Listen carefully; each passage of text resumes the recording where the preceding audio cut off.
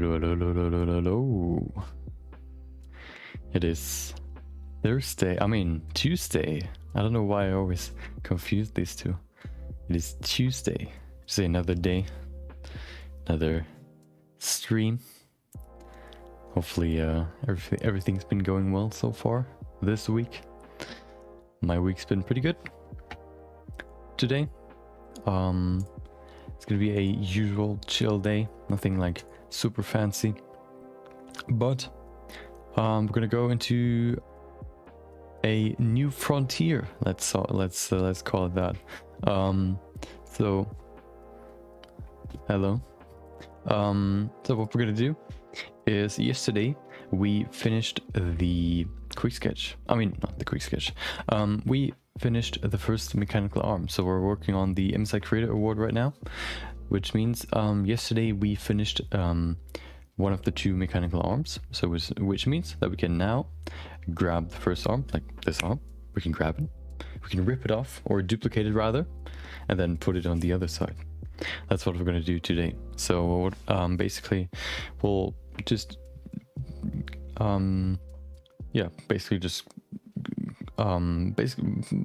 probably will convert every object that still has modifiers on them into geometry, so that we can then duplicate it to the other side, or we can mirror it so that it's then fitting onto the other side.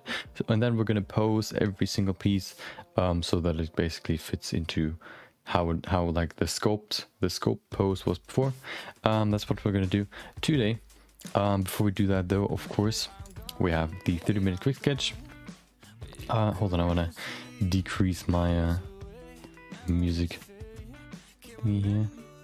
Okay, so we will first of all, of course, do the 30-minute quick sketch, and then of course, which is a daily 3D image created in 30 minutes, and then after that, which would, I mean, the overall quick sketch will probably take around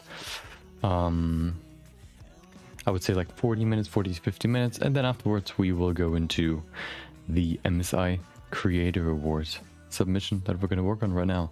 In the thumbnail on YouTube, at least, you can see the current status, or the current level that the current model,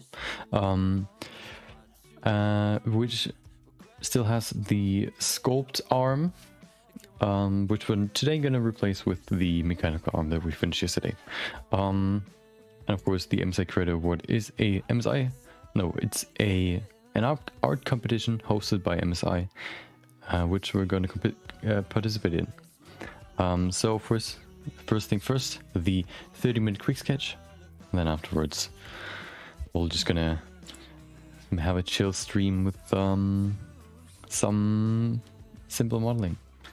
So hopefully we can finish the arm today, the other arm. Hopefully, maybe we can even go into so for the right side, we have like the original sculpt has like half her upper arm still intact on the right side, which means the right side that we've modeled before, or that we have modeled, which we're going to copy, has a little bit less of the upper arm than the other side has to have, because there's no shoulder and no arm left on the sculpt, meaning that we have to not only duplicate it to the other side, we also have to add the rest of the upper arm and also a shoulder, which maybe we can go into today, like just adding a little bit more to maybe finish the mechanical arms on maybe tomorrow. I don't know, maybe. I don't know how long it's going to take to model, or like to pose the whole arm. Yeah, but that's what we're going to do today. If you want to see timestamps, hopefully, I just remembered I forgot to put them into yesterday's stream. Still need to do that. Maybe I should make like a alarm clock just so I think about it, or that I remember it. I think I need to do that before it's getting any habit, so let me just quickly do that, and then we can go into the 30-minute quick sketch. Yeah. So I think what I'm going to do is I'm going to just do or work on the MSI Creator Award. Welcome back, Vicente. I think I'm going to work on the MSI Creator Award every day until we're done, so that, yeah, we can get it done in time and we don't have to stress about like being too late. Let me just quickly make an alarm. When should we, let's say, okay, 17:30 sounds good. Maybe 17, or let's say 17:55. Okay.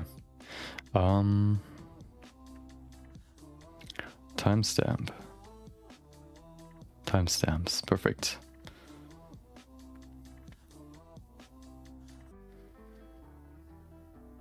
Okay, perfect. So, I don't know if I really have an idea what I want to do today for the quick sketch. I think I have a rough idea of what I could do, so maybe we'll do that. But let's go back to Blender, our home main screen. The timer's ready. Let me just quickly pull up not Ronaldo, Roberto. Hold on. Oh, I should probably increase the, there we go, a little bit louder. The music is probably better. We don't need this sphere. Let me just quickly grab Roberto and then we can start.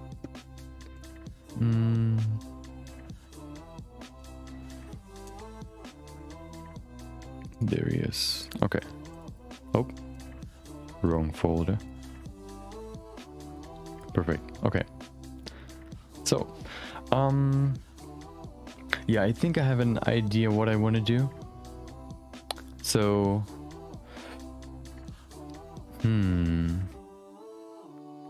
yeah, okay, yeah, I have an idea. It's gonna be interesting how much I can finish in this short amount of time, but yeah, we'll try. So let's see, do we need anything? I think we're good. Yeah, okay. So 30-minute quick sketch, timer's ready. I'm ready. Hopefully you are ready as well. Roberto is ready. He has to be. He has no choice. I would say 3, 2. Oh, hold on. Oh, wrong program. There you go. Da-da-da. Okay, perfect. So 3, 2, 1, go. We need Roberto first. So let me just quickly grab him. He's gonna be, of course, in the image. I think he's been in the last like 60 images or so. He's just too important. Yeah, he's just mainly. I recently read a paper or like an article about marketing and how you can neurologically affect someone's brain through marketing, like through advertisements, for example. They talked about stuff like that 92% I think of your decisions is made not unconsciously, but like in automatically, basically. And that a face on an advertisement or like an image of someone is very consciously not fulfilling, but it takes up a lot of space, basically. So I think that's also one of the reasons why I always use like him. Like a human just has so much information in him, like his size, his pose, his shape and all that, that just adding him to every quick sketch kind of like makes it like instantly more interesting. That I just think adding him every time it's just a good idea. Okay. Let's go and do like a small environment. So what I need first is probably subdivisions. There you go. 3. Simple. There you go. Okay. Do we need, yeah, let's go with 3.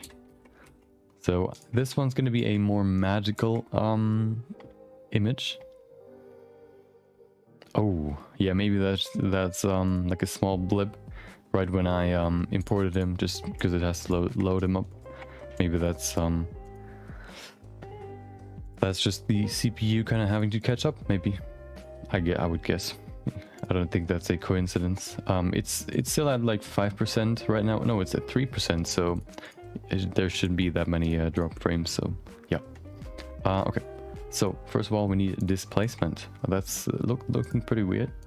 So let's go in here, and dude, I had a very weird dream today, and I think that's gonna be a topic that I want to talk about today. It was very weird. Yeah, we can talk about that later. Let me just quickly make a note. Weird dream. Okay. Okay, so we have to do this first. I want to get better at modeling environments, so that's why I do these environments recently. Where I started probably like last week or last weekend, and I want to get better at them, so that's why I do them all the time now. Yeah. So we're probably going to do a few more environments. The problem is environments at least right now, are pretty hard for me. That is one of the reasons why I want to do them. I also want to just learn more about environmental concepting and environmental modeling. That's another reason why I do it. It's basically similar to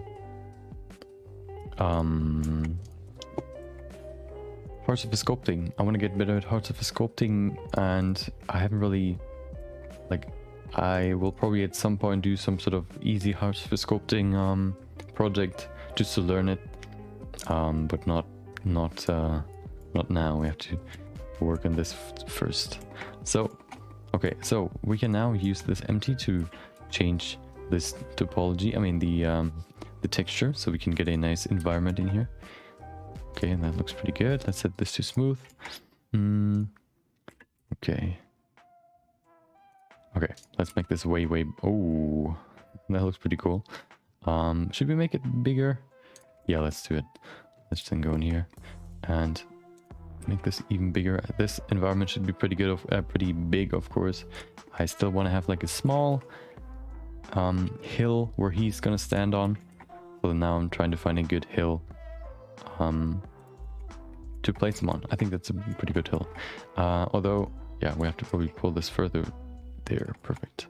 Okay, so let's place him on there, and then we're gonna continue with the rest. Zip. Okay. Should we make it? No, I think. You know what? I think I'm going to use some sculpting. I think that's going to be a good idea. So I'm going to just apply everything. There you go. And then we'll go in here and sculpt a few things. Before I do that, though, I will go in here and grab my camera and make just a quick. Position my camera basically. Okay. It should be pretty close to him, like over his shoulder. There you go. I think it also has to be bigger in terms of focal. I guess lower in terms of focal length. Maybe 50, just to catch more of the environment. Yeah. Okay. Or no, I'm gonna pull it back actually, like that. Maybe we could even rotate it a little bit just to make it, yeah, a little bit more dynamic. Okay. I also want to pull this a little bit further back. There you go. You should have a little bit of room before like the hill goes down. Let's then go into sculpting and do a few adjustments to the environment. So I usually avoid sculpting because sculpting can get quite, I guess, like complicated. I want to do more in here than I have time for usually, because I can see the changes that I want to make, but like there's just no time for it. But then yeah, that's why I usually avoid it. But I think now is a good time to do it, just to form this environment a little bit more how I want it to look like.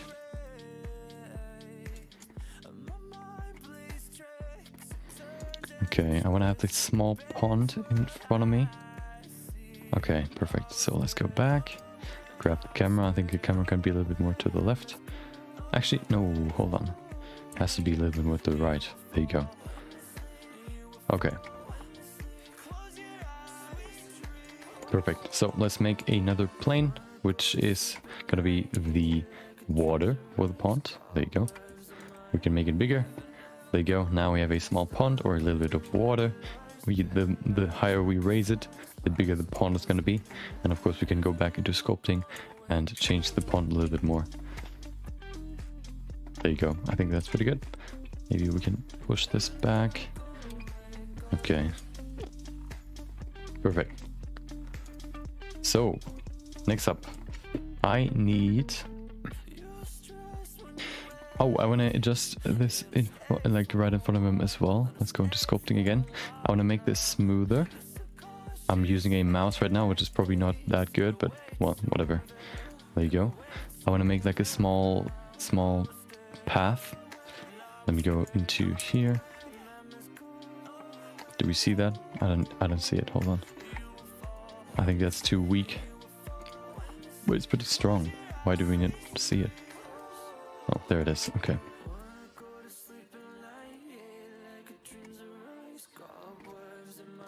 Pull it down. Maybe the geometry is just not like enough. We could change that, but I don't want to do that right now, so I'll just try to work with it. I think that's already enough, so let's go back. What I need are some planks, so we're just gonna grab a cube, make a few planks out of it. Zip. Perfect. We have a plank. Oh, that's quite thin, or thick rather. Let's make it a little bit bigger. There you go. We can also make this a little bit less even by just grabbing a few of these. Maybe we can go in here and even add 2 cuts, and then we can grab a few of these edges, make them uneven. There you go. Bevel them basically. Oh, vertice beveling. There you go. Maybe even this one. Ooh.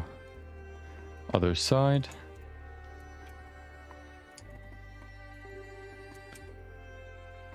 Okay, now we have a board that is very, very uneven, which is what we wanted. Perfect. So now we can use that on the floor. Da-da-da. What we can do is we can basically go in here and pull this all the way up so that the pivot point is at the bottom, which enables us to use snapping. Snapping always chooses or like uses the pivot point to snap something onto a surface. So if we enable face snapping with project individual elements rotate scale, we can just paste it onto the floor. We may have to raise it a little bit just so it's not like in the floor itself, but that's a good start. Okay, maybe a little bit smaller. There you go. Maybe a little bit smaller. There you go. Then we can go in here and just make a few more. Oh, that's a little bit big. Of course, always trying to keep it close to the ground. And just as I said yesterday, and I also tried to do yesterday, the basics are the most important part in the beginning. So I don't try to do any shading, any like complex objects, not trying to detail anything. I'll just try to add the very, very basic stuff in the beginning. Okay. Not even lighting right now, just the models, just to put in like a very, very basic layout. We could maybe even put like a small, how do you call that? Like the thing that is going over the water where you can dock your boat on. Do you call that a dock? I don't know. Okay, there you go. We can then just use an array modifier and put that to 1 on the y-axis, maybe even a little bit more, like this. Da, da, da, da, da. Speed up the process. Perfect. We can then grab the same board, remove this, rotate it by 90 degrees. 90 degrees on the z-axis as well. We can combine these boards. Oh, hold on. Oh, it's rotated. Okay, hold on. Can I fix this? There you go. Okay, we have 18 minutes left. I think that should be enough. We're going to use some of my safe models just to not like so we don't have to model everything ourselves. I think that would just take too long. There you go. We can then also mirror to the other side, but I think we're just going to duplicate it, put it there. I think that's faster. There you go. Okay. So next up, what do we need? We need maybe a background, maybe not. We can decide that later. I want to save that first, so we don't lose our whole process or progress. There it is. This one is quick sketch day 93.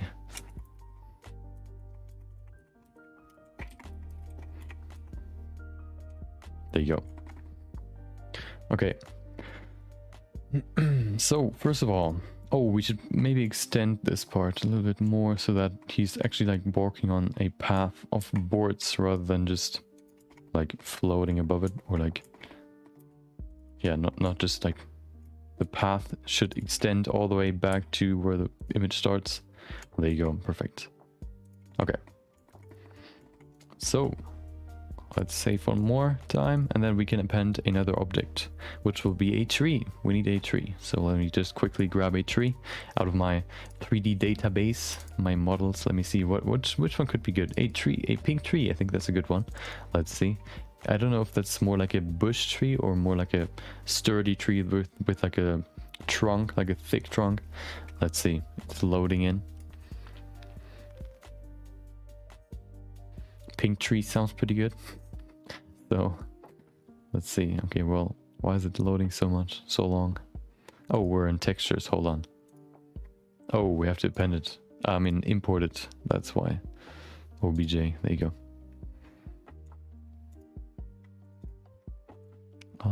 Tree pink. There you go. Oh, there it is.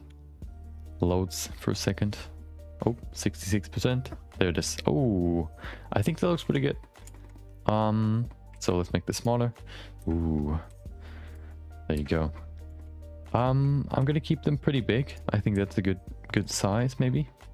What we could do with those, I think I'm gonna just place them manually. I think that's better and easier to do.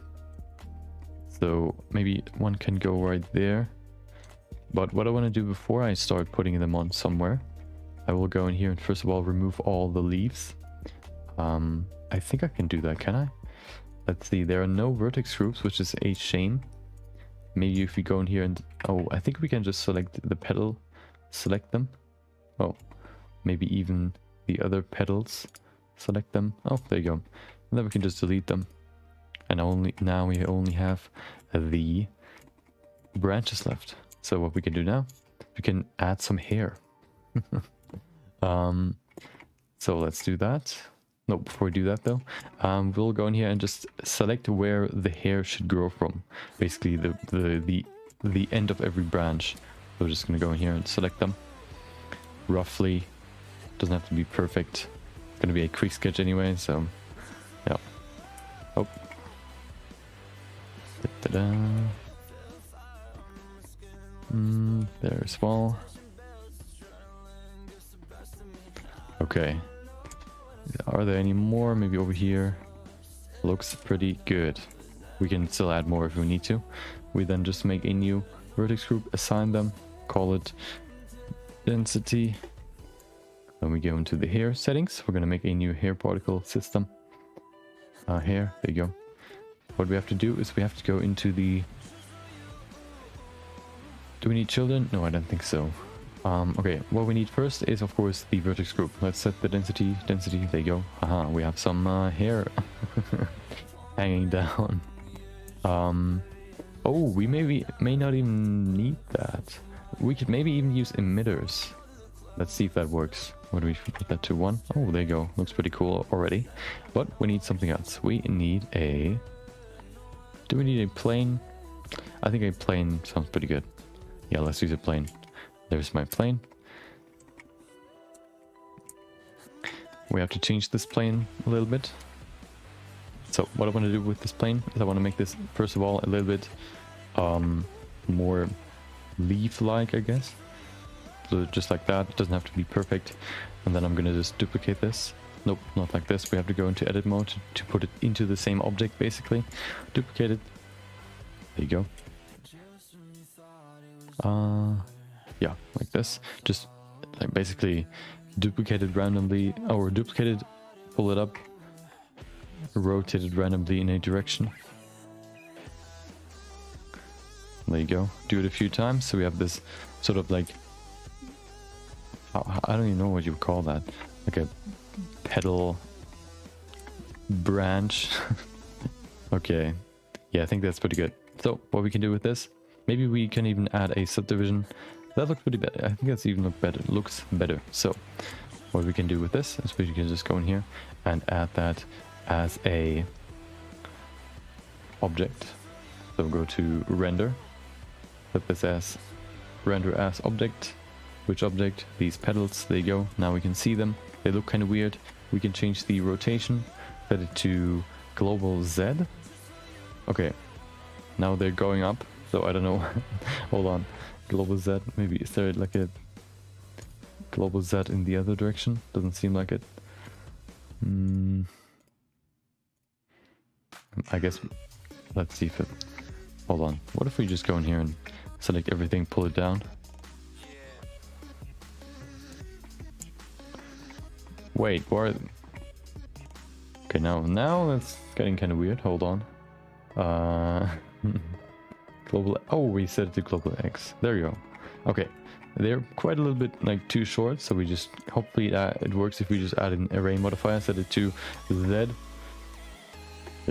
Well, that's not Z. Hold on. Which one's Z? This one? Yep. Not positive, but negative. There you go. Maybe add a few more. You can see what I'm doing, and that looks pretty cool. I think looks pretty cool.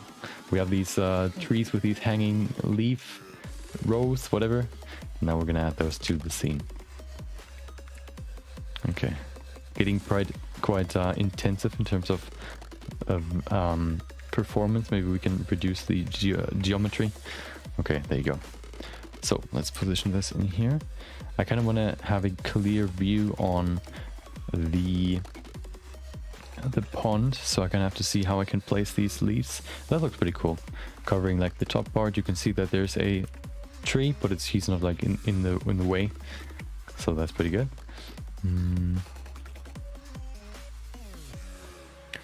I wonder if we can sort of put them or rotate them a little bit randomly. Ooh, hello. That's even better. Now they have like their own direction a little bit, so they're not like in a row. That's even better. Perfect. Okay. I want to see the trunk. There he is. Now we can see the trunk on the right side. Perfect. Okay. So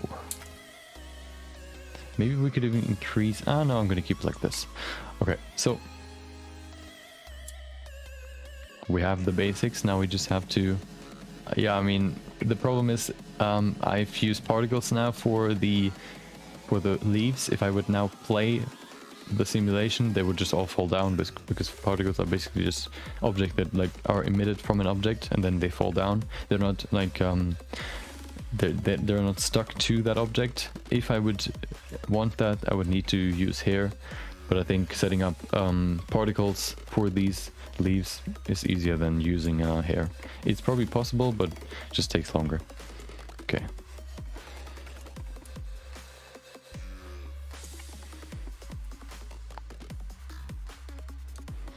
There you go. There's the next tree close to the pond. Perfect. Maybe we could even add one over here. Oh, we cannot see him. He's out of the frame. Find a good angle. Okay. Let's add a few more over here. We could maybe add some flying leaves that could kind of emulate wind.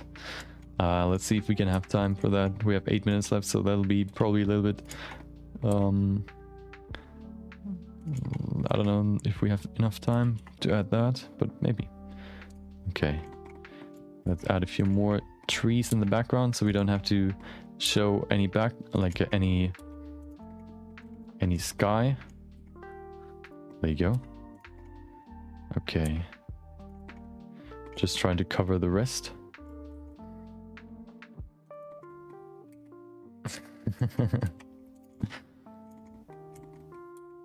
Yeah, moin is used in some parts. It's basically like a dialect, or yeah, like just a greeting in some parts.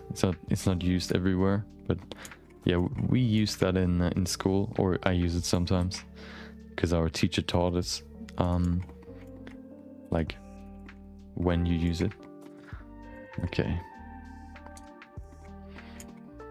So we have the environment. Let's see what it looks like in rendered view. Perfect. Let's remove this light. It's pitch black except for the world lighting. Let's remove the world lighting. We don't need it. Zip. Everything's black, just how it's supposed to be. Now we can add our own lighting. So what we need for lighting is this part.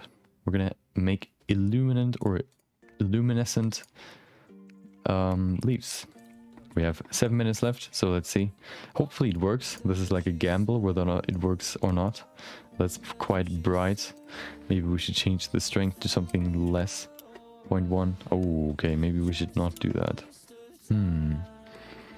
We could maybe add a texture to make it look a little bit more interesting. So we can just grab one of my inspiration images and then put that onto the emission shader. There you go. I think the best one is... Hold on, where is it? There it is. Okay, put that just into the cutter. Ooh, ooh, hello. We want to change that a little bit though. I need a color ramp. It's supposed to be black and white, of course. Let's see. You can see the image in there. Let's make it a little bit bigger. Otherwise we have so much black in there. Oh, that makes it smaller.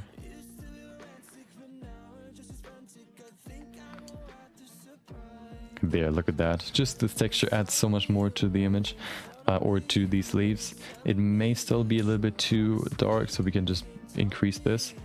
White. Oh. There you go. Okay. So I want to add a few more things. Let's save real quick. We have 5 minutes left. Okay. I think what I would want to add would be some grass, but I don't know if we have time for that. I want to pose him first. There you go. Let's put this back to solid view, so it's not like lagging while I do this. There you go.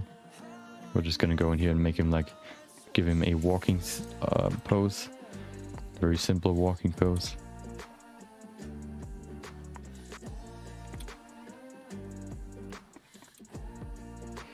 Oh. Oh, perfect. Okay, hold on. Okay. Okay, he's kind of drunk right now. Hold on. Oh, we have to probably move his other foot. Okay, now he looks kind of weird. Hold on. He looks kind of more like a clown jumping all over the place. I think that's better. Okay, of course his hands have to move as well. Like that.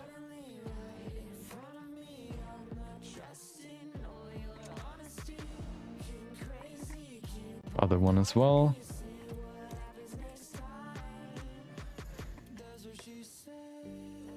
Okay, perfect. So he's in pose. Maybe we can move his head as well. Make it a little bit more interesting. Zip. Okay, I would like to add him, like give him some clothing, but I think that's just going to take way too long. So I want to add one more thing. So we go back into rendered view, and which means we need, first of all, oh, hello. Can I not? Oh, we're still in pose mode. I need a cube or some volumetric lighting. Of course, if we are in a forest, there are a lot of pollen and all that stuff in the air, which kind of scatter the light. So we need to add some volume to the scene. Okay, set this to wire. Okay, I would like to do so much more with this scene, but we only have 3 minutes left. Oh no. Principal PDF shader, visible volume. There you go. White and 1. Nope, that's a little bit too much, I think. Where is he? Oh yeah, we can't even see him. 0.01. That's a little bit too little, I guess. 0.025. Yeah, maybe. We need another light. Let's use a spotlight. Grab it, pull it over here. Oh my god, I just got a cool idea that I could have that I could add, but we don't have any time, so too bad. Okay, I think this image would look even better with like colors, but yeah, we're still in the black and white era. We're not gonna add any color. So yeah, screw that. Okay, we need more lights. Ooh, mystical. Okay. Of course, just a very plain round light looks kind of weird. So we're gonna add something more, which will be a shadow catcher, I guess, or like a shadow maker rather. So we're gonna make a plane and we're gonna add a texture to it. Okay, let's go in here. We need probably a Musgrave texture. Let's put that in there. Let's see what it looks like. Okay, scale up. Okay, we need some more detail maybe. Do we need more detail? I don't know. Like that. Okay. And then we can use this for the... Where is it? There it is. Height into alpha. And then bring the shader back. Can we see some interesting shadows? Let's see. 1 minute 27. Okay, hold on. Nope, we cannot. Maybe we have to pull it. Okay, let's see. So something doesn't work. Let's see what it is. Maybe the light is just too... Oh, we can see some... I think we can see some shadows, but they're just too small.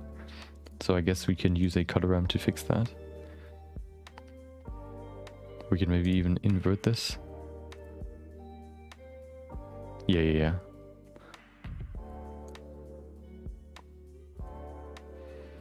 Getting quite laggy now. Come on, show me.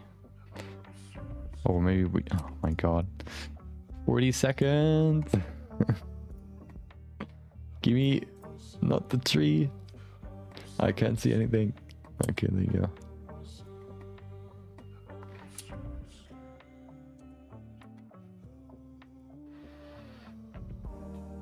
Okay, I think we have to make it stronger.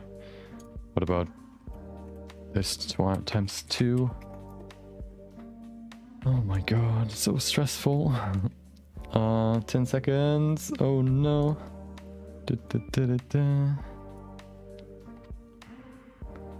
Okay.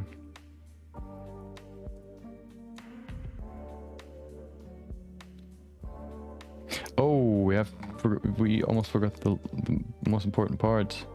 This has to be roughness 0 to emulate water. But I don't think we can really see the water anyway. Okay. So...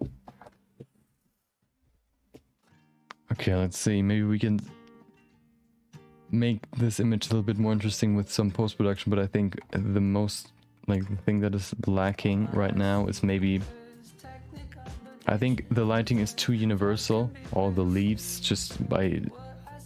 Like, being... the emission source, everything is just like this weird white.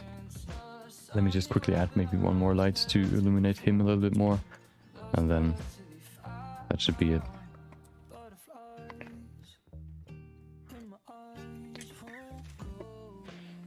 Okay, well that looks kind of weird.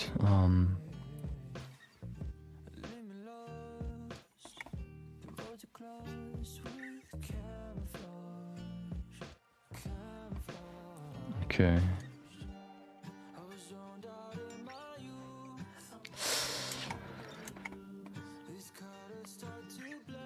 Yeah, I think I don't know, environments just take a little bit longer, it seems, to make, or like at least to make like elaborate environments. So yeah, something new we've learned.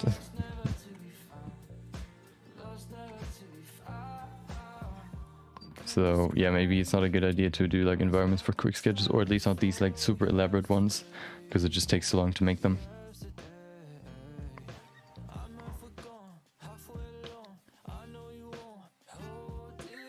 Okay, yeah, I'll just leave it there. I think that's the best we can do. So what I would probably add, if I would have some more time, is probably add some textures to the tree and also to the ground to separate them a little bit more from each other, and also maybe change the lighting a little bit more. But that's just how it is sometimes. So let's do a quick save, and then render the image. Maybe we can play around with some settings in Photoshop to make it a little bit more interesting.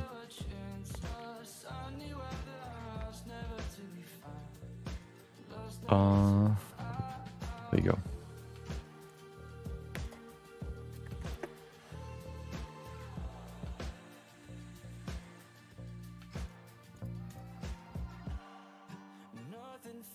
Yeah, I think lighting a forest, at least in my experience, seems pretty hard because I never really know where I should put the light source.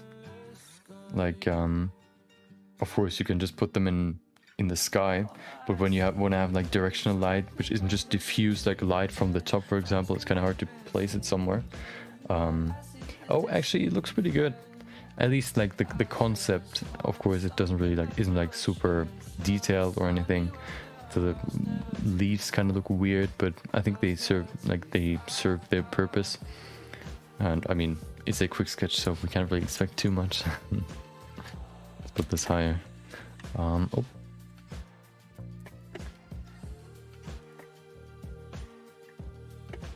Okay, let's see if we can render with 512 samples. There you go. Let's see how long it's gonna take.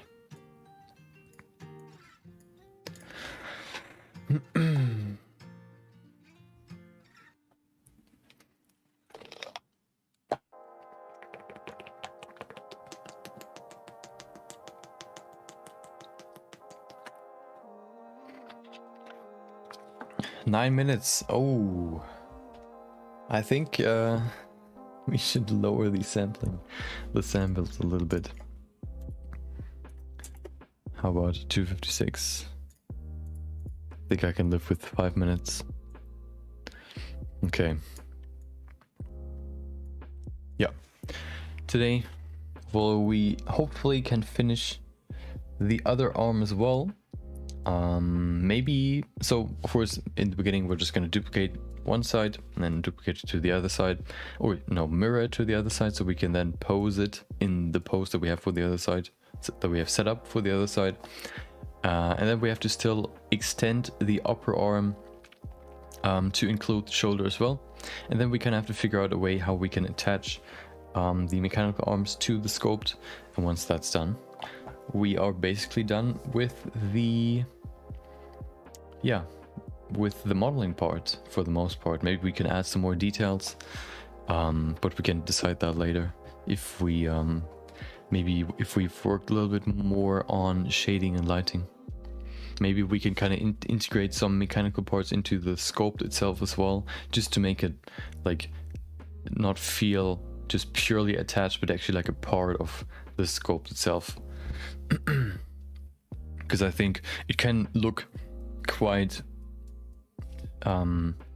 like two different parts, not like one, like two parts of, like, it can seem like just two parts that don't really fit together, rather than like a whole unit of multiple different pieces.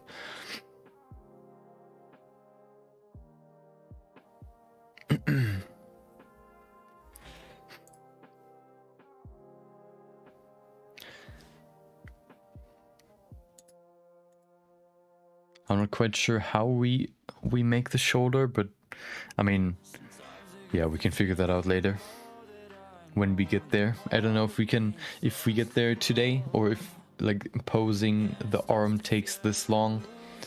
I don't think it will. I think if we only have to like to move the individual parts, so it shouldn't take like too long.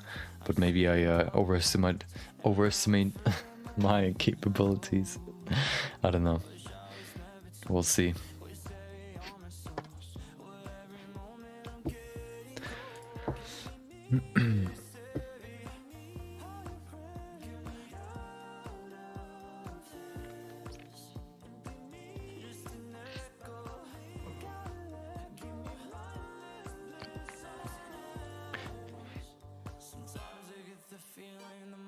I think what I'm gonna do is so what we tried with or when we tried using soft wrap last week, I just used the head of my retopologized model to like retopologize the head, but I think what I'm going to do is I'm just going to use the whole body, the whole retopologized body that I have, and then combine the scoped head with the scoped body so that I can then like basically combine everything at once.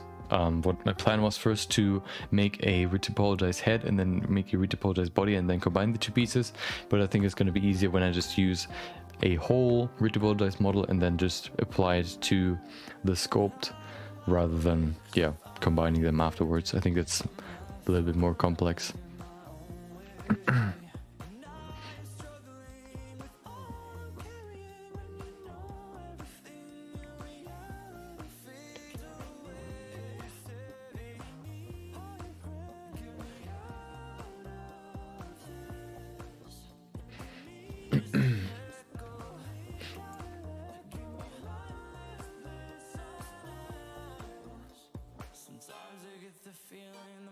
So yeah, I think, I don't know, maybe we'll do some sort of environment project in the future just to learn a little bit more about environments and how you can, I guess, create them. I think maybe like these, I guess, putting a focus on environments is hard if you want to finish them in 30 minutes, just because there are so many parts that make up an environment. Not only like the floor, you have to form the floor, make them like uneven. It can't just be like a plane. Then you need stuff like the sky, clouds in the sky or whatever. You need lighting, you need different objects in the scene, whether that is rocks, trees or whatever. So you have to combine all these pieces to create an environment. And I think maybe doing that in 30 minutes, if you're not like if you don't really like fully know what you want to do and you know every single step, then it can probably be quite hard to like make a good environment in that amount of time. I think this one's okay, but I think there's still like a lot we could improve with this, or I would like to work on this a little bit more to make this like look good. But I mean, it's just a sketch, so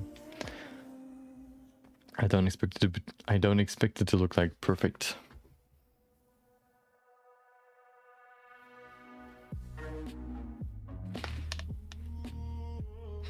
Or add some grass, for example. That is a very simple way of like making the floor or like the ground look more realistic, especially if it's like a nature setting.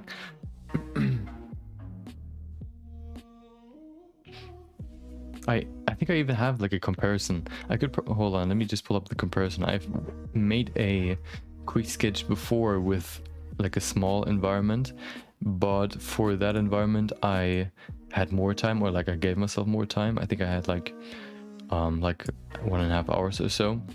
Let me just quickly pull that up so I can show you what I would have added to this one as well. I think that was in my one of my first quick sketches. Oh, it was in February. There we go.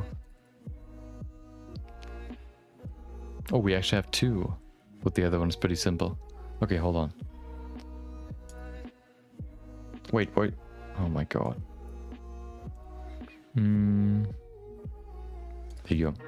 So, those are all my early quick sketches. So the first one, basically, I've actually made multiple environments now that I see, like this one for example. This one's pretty simple, so there's not really like that much to model anyway. I think this even took quite a long time until I finished it. But looking at this, for example, for this one I had a little bit more time. I had made multiple hills that I then just combined into this, I guess, like this environment. Added a few pine trees, scattered them all over the place, and added the sun in the background and an image for the sky in the background.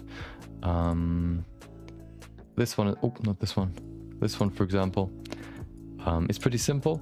I just added these trees, made a gold shader for the leaves. I added some grass into the ground, like on the ground. Imagine this being very like just smooth. It would like look way more I guess, unreal or unrealistic. Just adding like grass to the scene like helps a lot. Yeah, I think the sun is, I think, a little bit it's a little bit too big, maybe. I also, oh, maybe I could use like some of the 3D scans instead of using Roberto, because they actually have like clothing on. Maybe I could do that like next time, then I don't have to pose them as well. Yeah, I think the sun is a little bit too big. You can see like there's even like an island behind the sun. I think if this would be like a real sun, what is it, a sun, no, not sunrise, sunfall, that sounds kind of weird, whatever. It would be way smaller, the sun. And then I had one more, hold on, there it is. That's the main example. You can see like I've added the sky with this hill is just an image basically, all the rest is an image. I added these pine trees, they of course are just like fully like 3D model already, so I just had to put them into the scene. What I modeled was just the, yeah, and some fireflies, basically just dots flying in the air. They may be a little bit too big, but yeah, like a ground with some this is basically a plane that I displaced, and then there's another plane that I displaced for these hills, and I gave those two different textures. Yeah, and I think this could probably work in black and white as well, but I think not only does color separate these different pieces, like the floor, for example, this gravel from this grass, but also the texture on it, the bump texture and all that does the same. So yeah, I think if we had a little bit more time, we could add that stuff as well.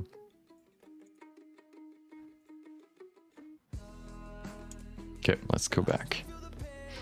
So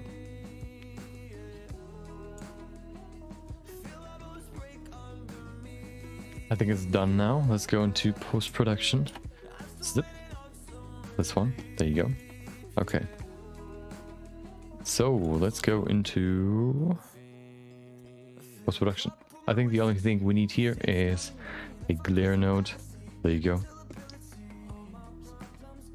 Nothing happened, or it's still working. Hold on. Okay, nothing happened. Perfect.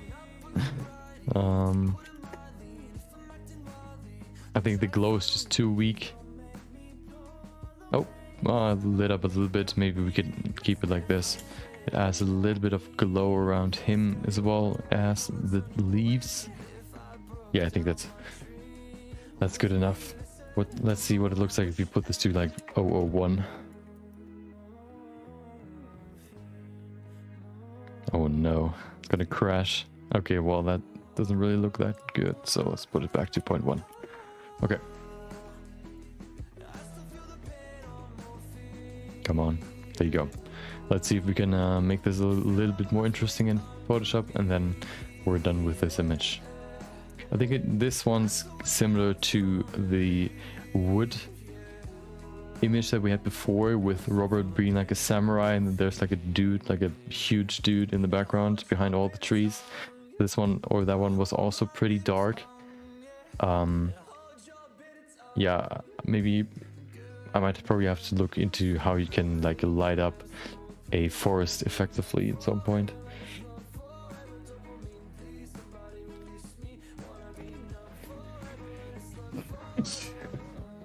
Excuse me. Okay.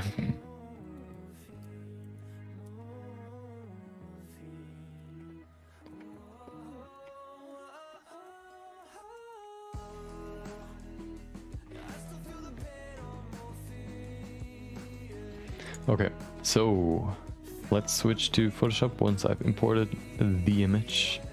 Oh, I can actually show you a render that I did today and posted on Instagram as well, of the current MSI Creator Award, I guess, status. Hold on, let me just quickly show it to you. There you go. Oh, there you go. What is that? Well, whatever.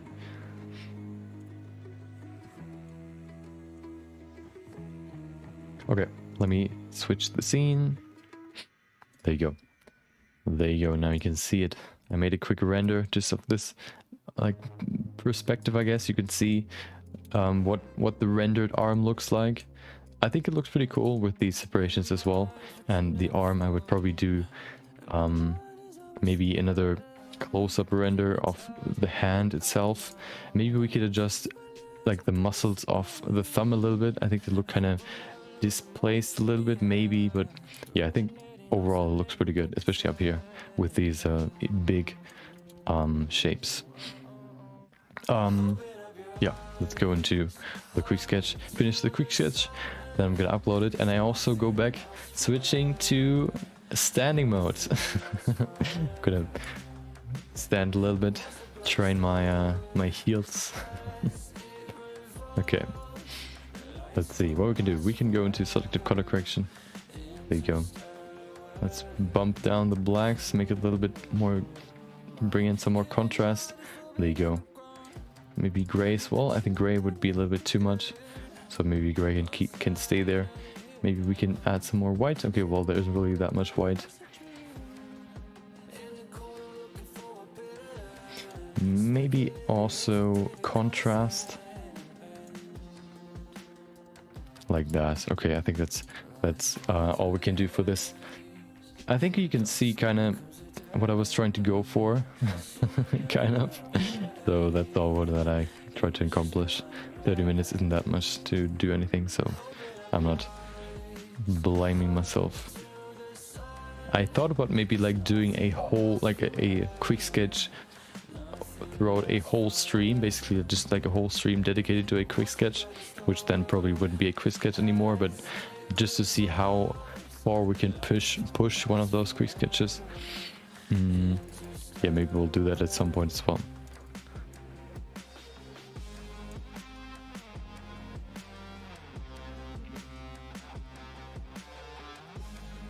Okay, just adding this texture, just add a little bit more. For example, for this, like you can see the flat ground right there.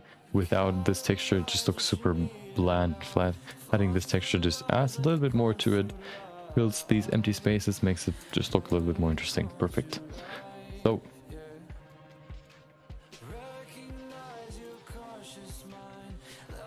yeah, let's go. Let's save this and then I can upload it.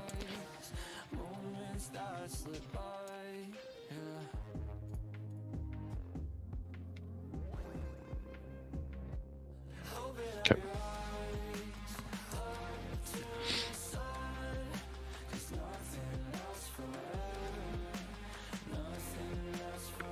Quick sketch number 93. There you go. Let me just quickly plug in my phone. Okay. Let's save the PSD. Hopefully it doesn't take too long. Tends to do that. I don't know why. Maybe I can allocate some more RAM to it, just to make it go faster. I don't like when I use Photoshop at work, it never takes this long. So maybe there's just some sort of settings I can change to make it go faster. Wait, where am I? Oh.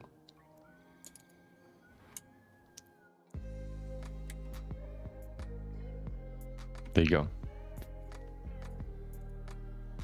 Yeah, Photoshop really helped bump down or like drag down the dark parts to give it like more contrast. That really helped. Like if you compare it to this one, look at that, like that's before and that's after. That's such a huge change. Just dragging down the blacks, making everything like darker, just adds so much more, makes it so much more interesting rather than just this bland gray, which tends to be the end result of any render in Blender, at least for me. So that's why I always like use Photoshop to do some post-processing in the end. Okay, let's open up today's project and then we can start.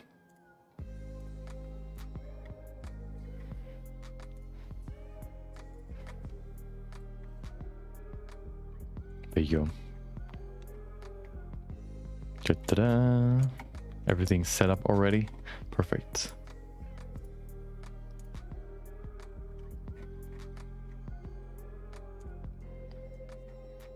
Maybe I should sort all this stuff at some point. Maybe we do that before we copy all that over to the other side. Okay. So, it's time to upload. As always, I'll see you in 3 minutes. Hold on, there you go. Okay.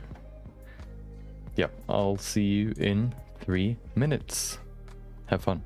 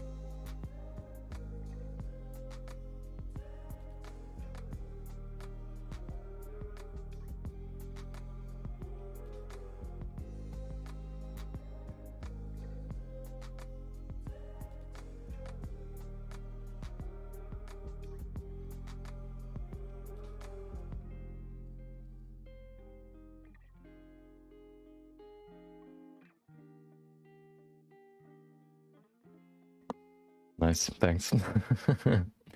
Yep.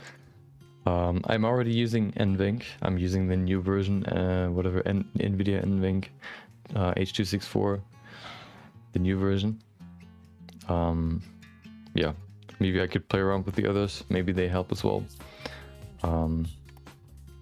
Yeah, or my internet is just so fluctuant that this is just the best we can get.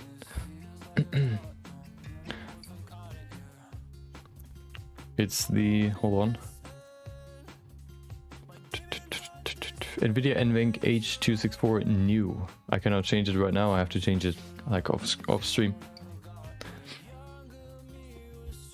So yeah, there's no testing right now. Okay.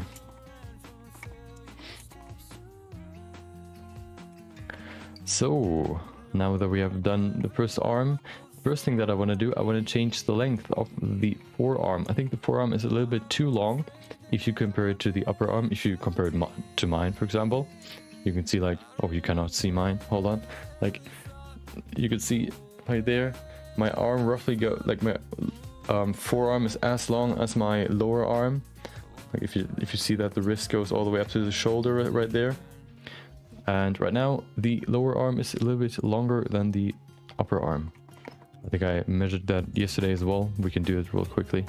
Like going from the elbow all the way up to the shoulder, we can see 0.5. Going from the elbow all the way up or all the way down to the wrist, we can see 0.6. So we have to make it a little bit shorter. Shouldn't be a big problem, so we can just quickly do that. And then we can duplicate everything. Good thing is I've made it backup safe. So now I can just basically apply all the modifiers so they don't get screwed up when I duplicate everything.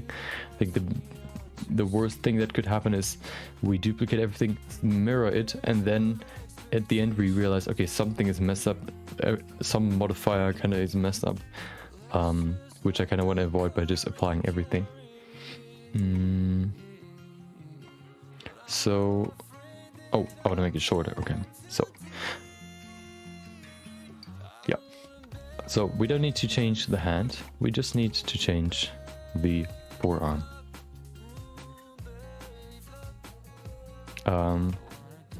Yeah, I think I tried.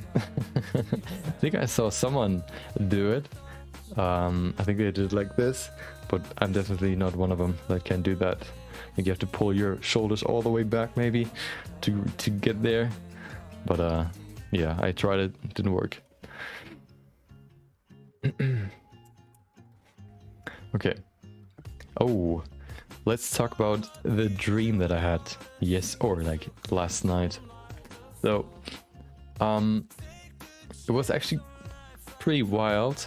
Right after I finished the stream, I had a pretty strong headache. It was like in the front, somewhere over there. It felt pretty, like, it was pretty strong, but like not like unbearable or something, just like pretty annoying. So yeah, I had that, and then that didn't really hinder me from going to sleep, so that was good.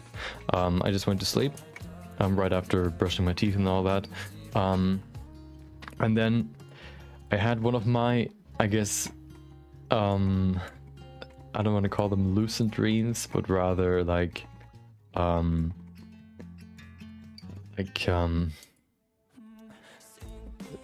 semi-conscious dreams, and that one was really weird. So I dreamt that I was lying in bed, so I knew that I was lying in bed, but it was basically like a battle between the two sides of my brain. One side tells me, okay, hey, you're live right now, you're streaming right now, and the other side is clearly knows that that's not the case. But somehow, multiple times, my one half of my brain was able to convince the other half to play this game. Meaning, what happens was I was basically half asleep, half awake. Basically this dream state where you kind of know that you're not dreaming, but you can't really control yourself like a lucid dream. You can also not just wake up or anything. You just sit there and you kind of know. And yeah, I just sat there, and what happened was, my thought was then, okay, well, okay, maybe I am live. Let's, yeah, like, I'm not gonna just sit there and say nothing. So I just started like speaking while I was half asleep, and I knew that I was sleeping, and it felt so weird to me. And then at some point I just decided, like, okay, well, this is a dream, I'm just gonna continue sleeping. And then I just continued sleeping, and at some point it happened again. And I just did it again, maybe even 3 times. I think at some point even I even woke up a little bit more. I was able to look at the clock. It was like 3 a.m. And then yeah, I just continued sleeping. And I wonder if these dreams or these times where you are half awake, if they reduce... if they reduce the amount of time... Oh, wait, what? Wait, what? What is going on here?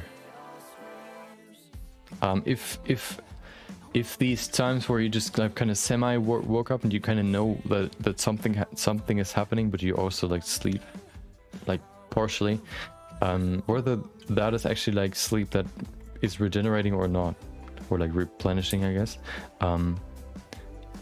Wait, what is going on? Why do I push everything? Okay, I guess we have to apply all the modifiers first. Let's do that. Yeah, I wonder if that's the case. I don't feel super... so, first of all, I don't have a headache anymore. I also don't have any... Like, I don't feel that tired. In the morning, I felt pretty tired, but that's probably pretty usual for me. But in the evening or right now, I don't feel that tired at all even. I feel pretty good. So I wonder if that kind of diminishes the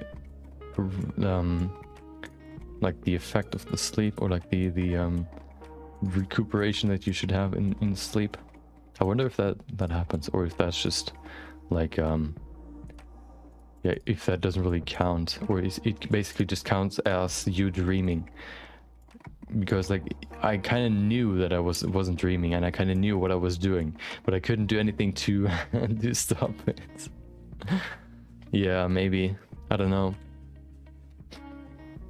It always feels like even I remember even in that moment, I kind of told myself like, oh no, you're losing sleep, you should go back to sleep. Yeah, maybe. Dude, why is everything being pushed? There's nothing like... Oh, maybe you have to... Let's see, maybe you have to apply all the scales. Oh no. Oh, well, it doesn't really change much. Let's apply all the scales, maybe that helps. Yeah, I don't know what happened. But it was a very very weird dream that I don't want to have again.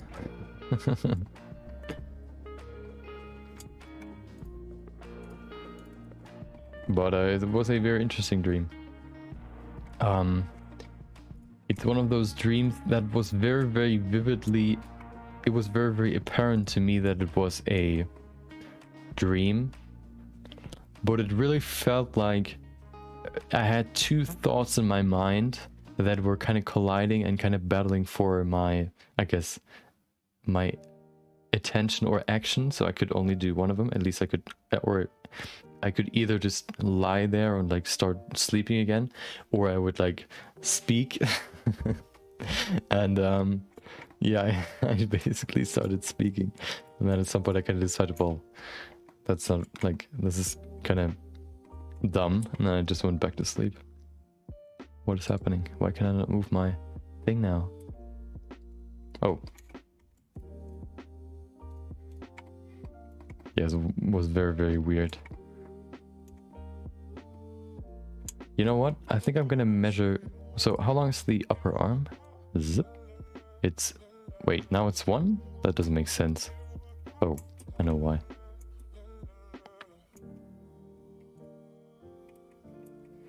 We need to go... Can we like put it on here? Is that now on the surface? Perfect. Okay. So we're gonna make this. Come on. There you go. This one's 0.5. So we're gonna make this 0.5 as well. Which we're gonna do. So we're just gonna go in here. Come on. Oh no. Can I just paint on there, please? Like, oh. Okay, well, 0.5. 3, 4, 5. 3, 5, 3. There you go. So it has to be this long. It's way too long. So we can just pull it back, hopefully, by going in here with the edit mode. Okay, well, why is it so... Oh, because of snapping. The only weird thing now is it moves all the parts individually. Is there something selected? I think there is. Oh, we found the imposter. Hold on. Now it should work. There you go. Hopefully it works now. Aha, perfect. Okay, let's bring back the measuring tape.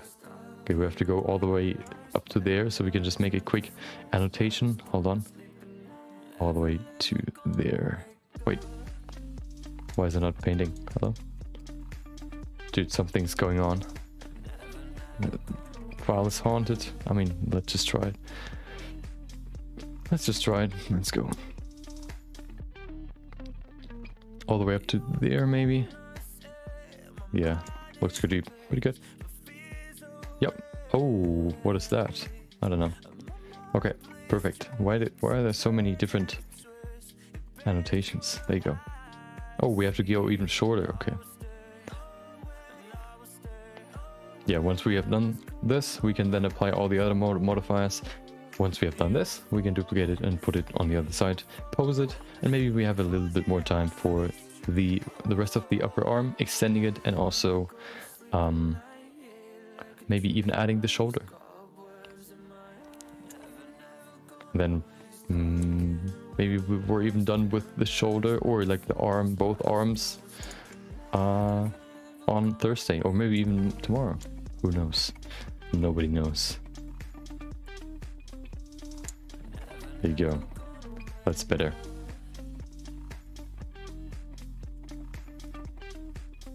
Maybe we can make this a little bit... Wait, what did I select? Nothing, okay. Yeah, those are the dreams that I hate the most. The ones that where you know that it's not real, but it's still like... It's like a fight in your brain. One side is telling you, no, no, no, this is real, it's real, it's real. And the other side is just telling you, well, no, it's not real. It's like clearly not real. But then most of the time you lose. Or that like the reasonable side loses to the unreasonable side, and then you just have to suffer through this weird dream.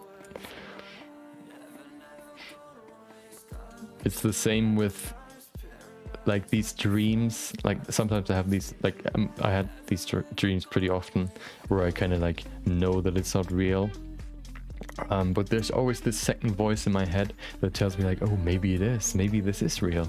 And then I still do what I know is like unnecessary. I could just like sleep, but no, I have to do this. Sometimes it gets pretty annoying. But I mean, it's pretty rare, so yeah, who cares? Where is my ankle? There it is. Is that the ankle? No. Wait, what? Oh, okay.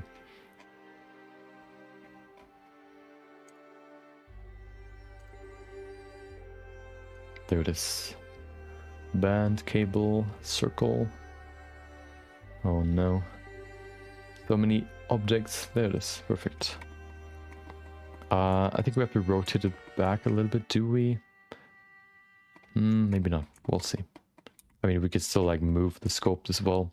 Maybe that's even easier.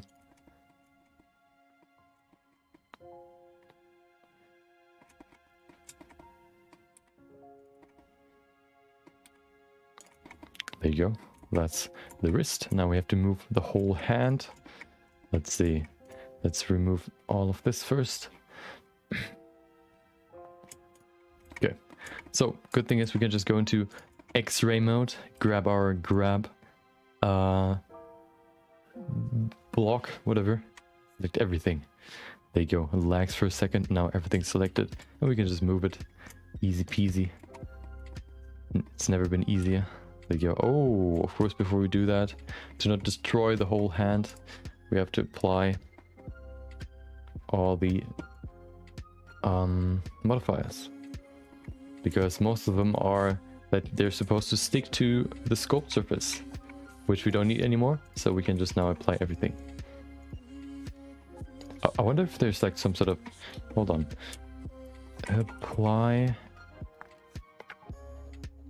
Apply modifiers, is there something like that? Visual transform? I don't think so. Okay, well, apparently not. Maybe. Is there? Okay, there are no modifiers here. Let's use it on this. Apply visual transform. Nope, didn't work. Okay, well. Yeah, it was kind of weird, and I think even after that I had some dreams about Twitch, but I can't really remember. Sometimes I have these dreams where I kind of know. I oftentimes had these dreams where I dream something and I know that at some point I'm gonna experience this, basically like a deja vu.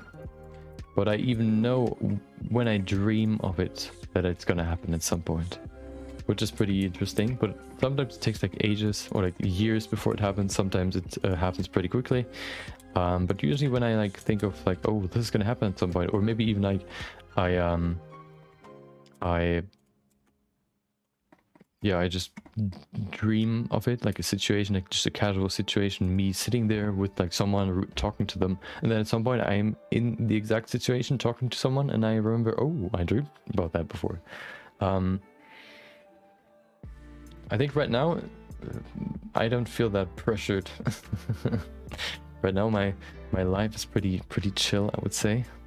I had that before though, and I remember before I had even more of those dreams. So maybe those dreams, these half-conscious dreams, especially the ones where like people stand right next to my bed and look at me and expect something from me, maybe they stem from being under pressure or something, or maybe like being stressed. But I don't feel stressed right now. Maybe, yeah, I don't know. Maybe they stem not only from pressure, but maybe from something else. But right now, I don't think I feel that pressured. Maybe I have like a lot of plans, but I wouldn't call that being under pressure. But yeah, probably gonna feel a lot less pressured once I'm done with this. But yeah.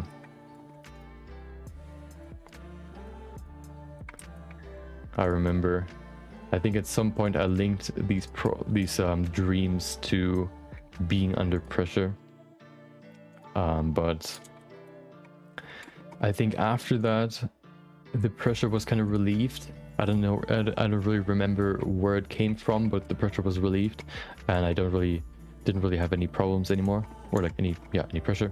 So I just like these kind of dreams kind of diminished, which was pretty cool. And yeah, afterwards everything was good. So yeah, I think they came from, or like these kinds of dreams came from being under pressure or like feeling pressured, whatever. But I don't know, maybe this one isn't, maybe it is, I don't know, can't really tell. Okay, going through all these. Wait, do I have a hand collection? Let's see. We have an arm R for all the for the arm. Is that including, oh, the hand as well, except for the muscles? Oh, we can see all the muscles that we've added as well. Yeah, okay, let's go back, add this back. Let's see if there are any more modifiers left. Oh, there are a few.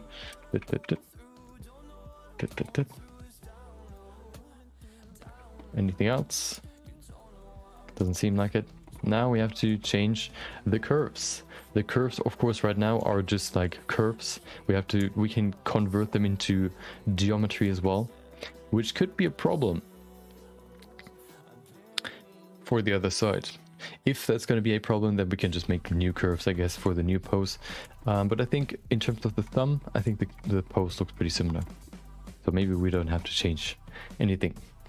Okay, I think I want to like sort this out a little bit more. Let me make a few more collections. Let's call this. And cover. Put everything that is containing the cover in there.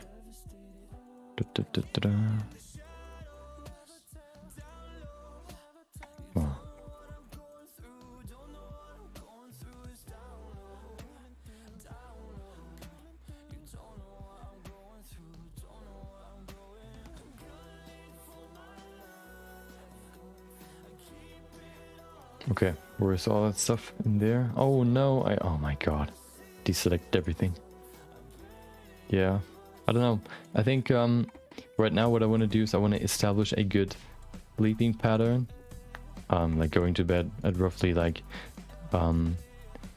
quarter or like 3/4 past. That sounds kind of weird, but it's 3/4 past 11, and then waking up at 7:30. I think that's enough sleep for me. Yeah, just have to get in the habit of doing that right now. Before that, I basically started, or like I went to bed at what is it, 15 past 12. So basically like 30 minutes more of sleep I think can help a lot for me. I just have to get in the habit of doing that. Yeah, 45 minutes. 15, like is like in Germany we say like 50 minutes before the next hour, but I don't think there's like this, I don't think you can say that in English. 15 pre 15 pre 6. You can say 15 past 8, but I've never heard like 15 whatever before. So I guess you could say like 15:45. I don't know. Okay, hand cover. We have a few more.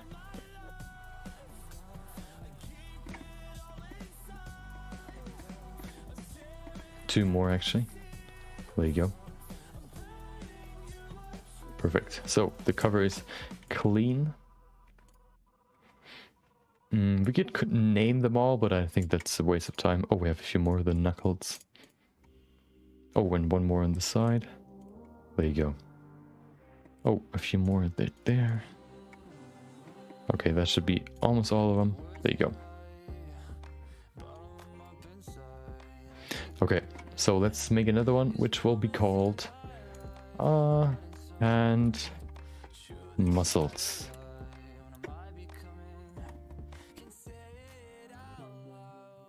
Those aren't that many, so it shouldn't take too long. There you go, a few more over there. Oh, we forgot one cover. Zip, zip. Okay, put that into the next collection.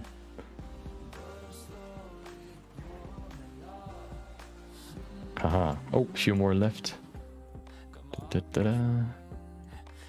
Okay, now we have this cover left. Put that into the hand cover. We then have, what do we have here? Hand bones.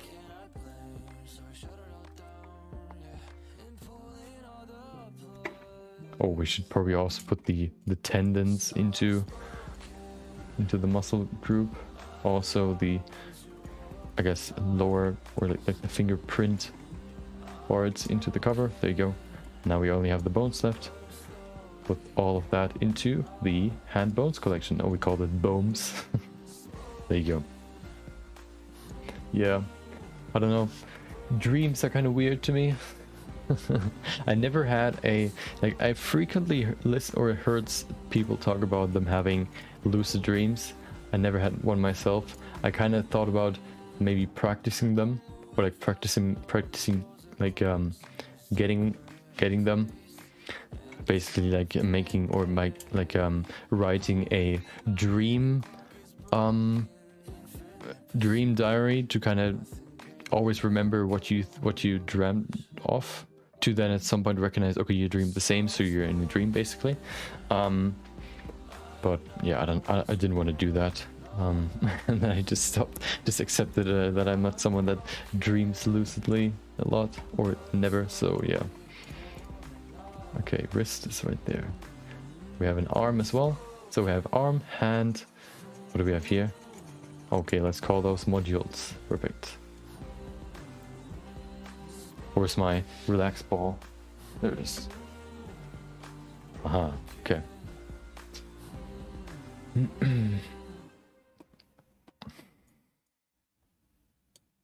Perfect. Everything is in order. That's how I like it. Oh, we have a few more. That's probably arm R.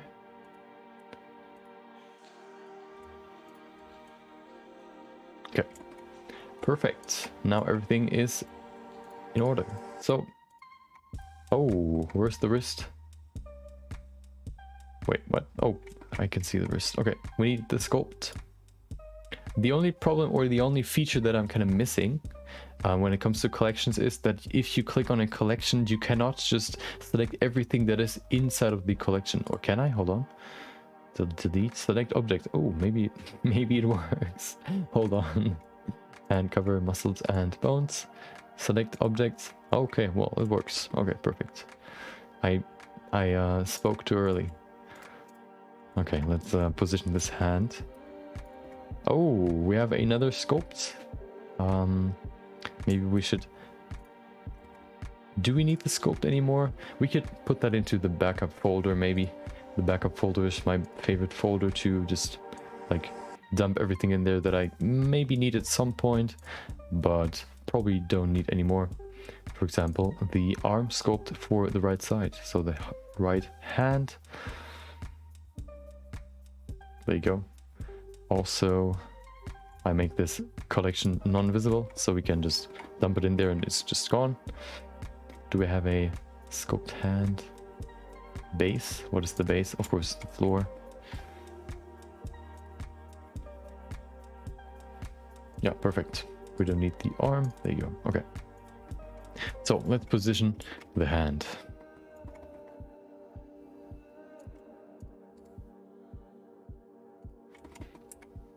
Oh, we forgot one more. Bones, cover, muscles, and that should be it, right? Yeah. Why?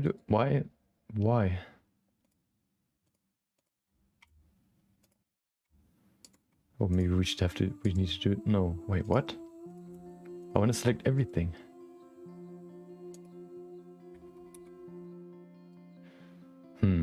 I mean, we could probably just go into X-ray mode and select it like this. That's probably easier. There you go. Okay, perfect. So we have to reattach it. So we just have to rotate it a little bit so that it fits. And then we can maybe adjust the sculpt if we need to. Okay, this is getting kind of weird. Hold on. There you go. Maybe rotate it a little bit more. Okay, perfect. Getting there, getting there.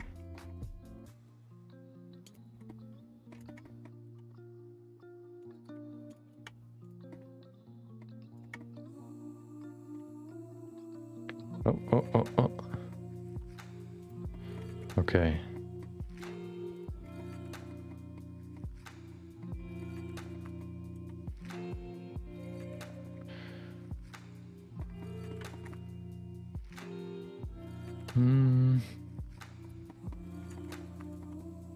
Let's bring the cursor all the way back to the wrist so that we can use the wrist as the anchor point for the transformation. I think that's easier then to position the hands.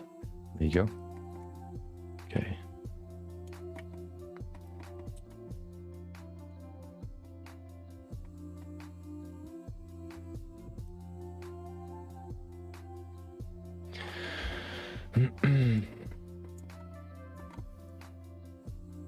Okay, so it's kind of intersecting right now, but I think if we adjust the sculpt itself, that should be good.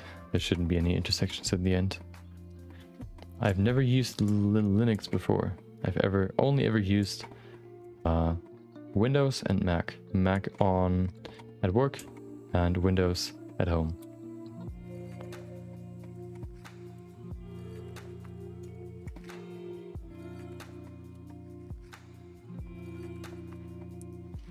I wouldn't even know how you would install it. So I'm not a tech savvy person, or at least when it comes to like programming, IT, whatever. So yeah, I think I'm someone that is I'm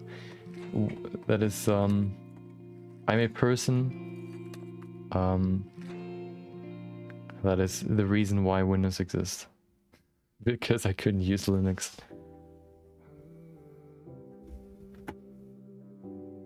So I guess isn't it like you can have two operation systems on your PC if you use Linux, basically Linux, and then you can execute Windows as well if you need it. I don't know how it works. I just know that some programs don't work on Windows. I mean on Linux, and some do. That's all I know. Yeah, exactly. Where you can decide whether or not, or which operational system you use. Basically the same way how you can decide which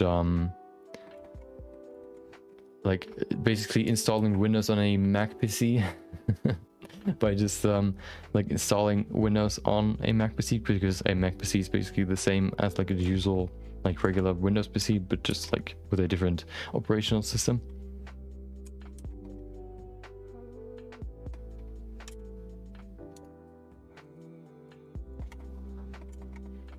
You're using Windows and Linux at the same time? Ooh. Nice. So if I ever need tech support, I know who I need to ask. Yeah, I can imagine, like, using Linux is basically like using Windows without all these unnecessary programs and like help programs and whatever. Did you like, I don't know,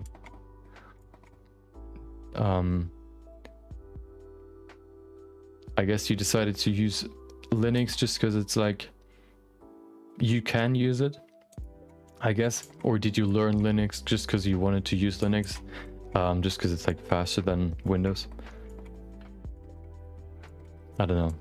I would guess someone that like can use Linux already knows about programming and all that stuff, and then just applies their knowledge to yeah, Linux.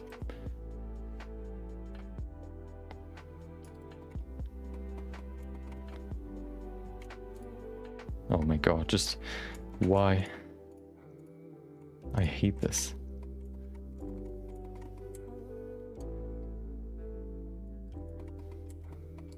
Where's this? Hold on. Why is your pivot point all the way back there?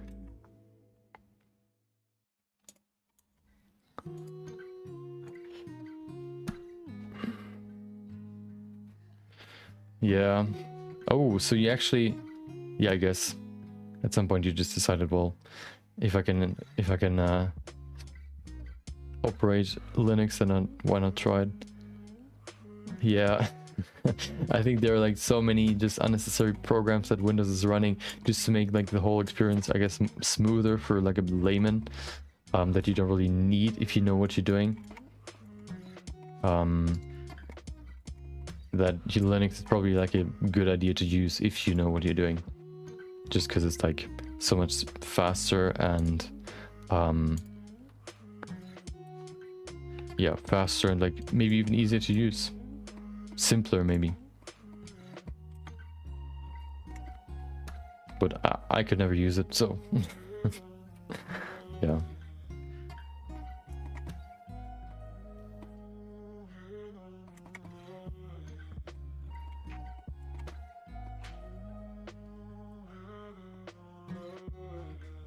I mean, I could probably, but that would take a lot of time to get used to it, and I don't think I want to allocate my time to learning a new like operation system right now. I would rather spend my time on other stuff. It would probably be pretty good to be able to use it, but yeah, it's like one of those things that would be nice to, like, it's similar to like seeing all these cool, like someone being able to like do like a double backflip, or like being able to defend himself with the karate or whatever. You can see, oh well, that's pretty cool to know. That's pretty cool. That might be useful in your life. That would make your life easier.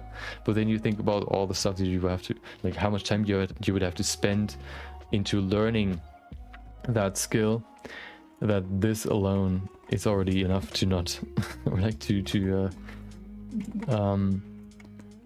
like it would be worth to learn it just to be able to do whatever they do. I think Linux is one of those things for me. Okay, I think it looks way better already. I think this arm is also pretty long. We probably have to shorten this as well. Let's make a good new save. We can probably work with 5A. I'm kind of glad that I made a new version, like a new backup version of the project, because I already saved all these panels without, or all the cover without modifiers. So I kind of overrode what I originally didn't want to override, but I mean, now it's too late. We're already in it, so let's take the opportunity and make the best out of it. Okay, so I think all the modifiers applied. Oh no, we have a few more. Hold on, apply all of that as well.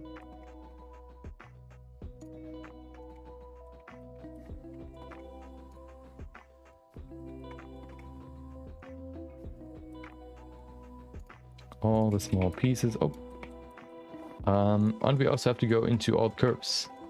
We have this one. There's nothing in there. This one. Oh, the small little band. There you go. Oh, wait, what? Oh, it's a curve, isn't it? What we can do for curves is we can just go into convert to mesh. There you go. Now it's a mesh.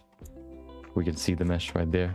Pretty dense. We could probably reduce the density, but I don't know if that's really necessary. I guess we could just quickly do it for this one.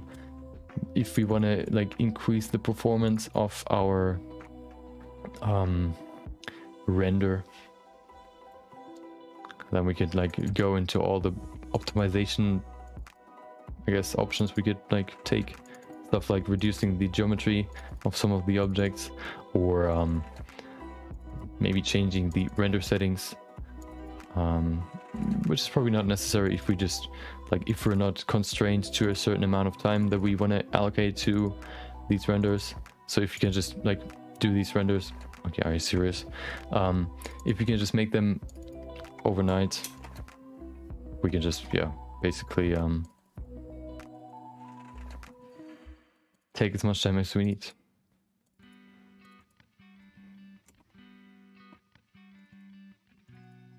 So what I'm going to do here is I'm just going to remove half of all these edges, because we don't need that much geometry, especially for these bands. All these edges in the center don't really do much. We could probably also almost remove all of them if we would want to. But we could, oh, that was the wrong button. Dissolve edges. Now we have even less. So these edges don't really do much for the structure, so we can probably just delete all of them. Let's see what it looks like after that. Maybe we need them. We'll see. Most likely not.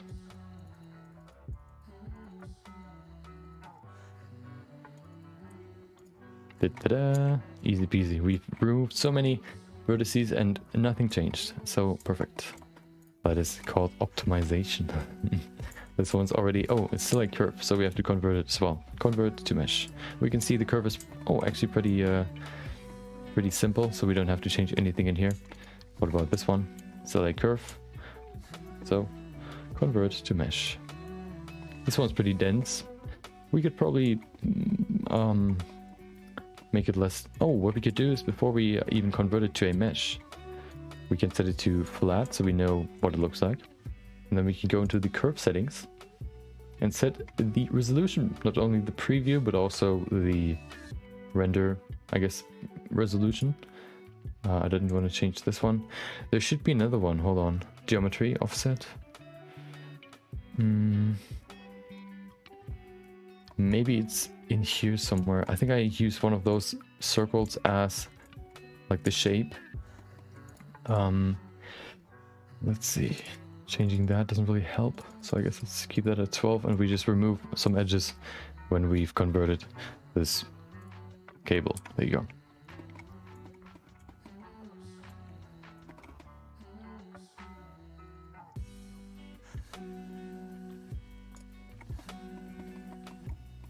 Wait, where am I? There it is.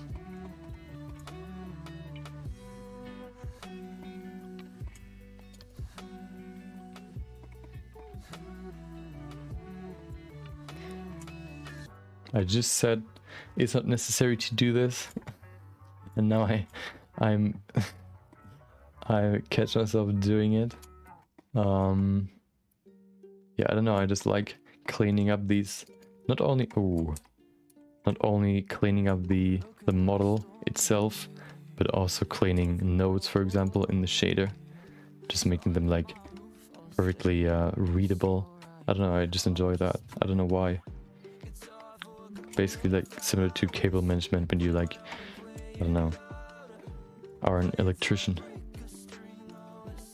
Putting everything in order so that you can immediately see which cable goes where. Just satisfying to me.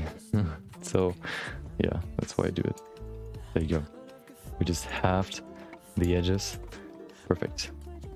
We can probably do that on the other one as well.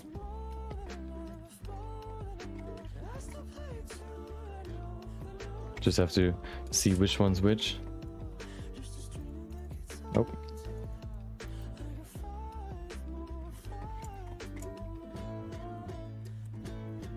Okay, that's oh, that's wrong. Oh, wrong one. Nope. Come on. Nope. Come on, don't mess with me like that. Treated you so well. Come on. There you go. This one. Ah, perfect. Dude, please. Oh my god. Nope. Now you're just trolling me. Oh my god. Okay, well. First, we're not going to do that anymore. We're just going to continue.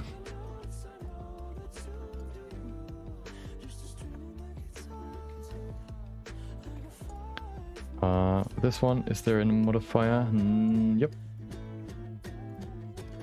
Apply, apply, apply. Well, hello. Nothing happens. Why not? What is happening? Did it freeze? Nope.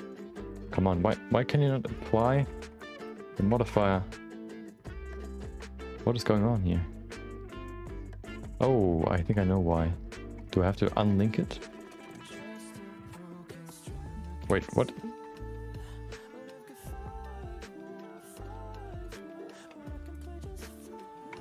Dude, I don't know what's happening. This thing is cursed.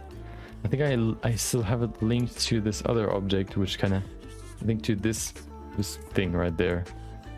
Oh, so if I apply it right there, I can't even apply it right there. What is happening? Oh no.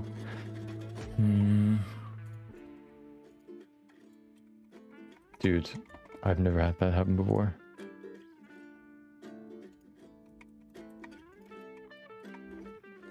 Okay, let me quickly look up what that is.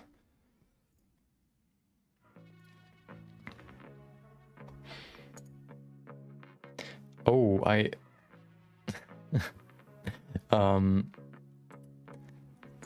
there's this new trend on Twitch. I just like saw yesterday or today, I don't even know.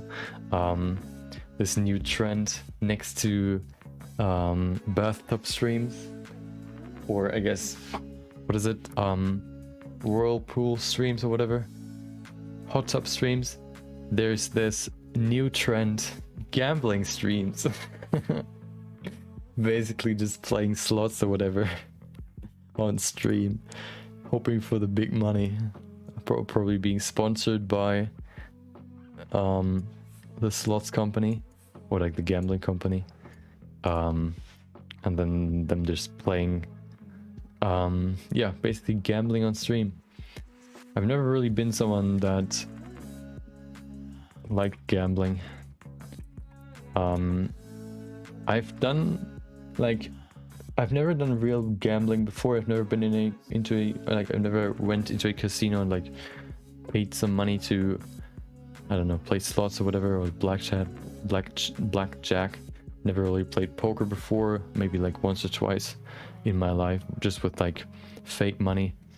But I've never played any gambling.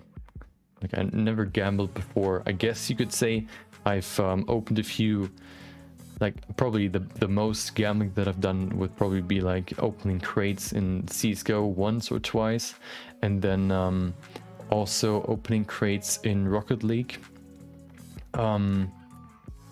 But yeah, that's probably the most gambling that I've ever done. And I wouldn't really call gambling in like gambling with crates necessarily. I wouldn't call that real gambling, because you still get something out of it. If you go like play slots, for example, you most likely don't get anything.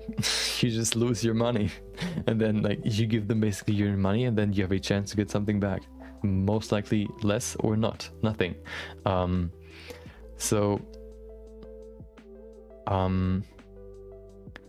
What is happening? Yeah. So yeah, I don't know. I just watched today. I've watched like just out of curiosity. I've watched one of those streams, just to see what it's like, I guess. And like, what probably triggers me the most is like the talk of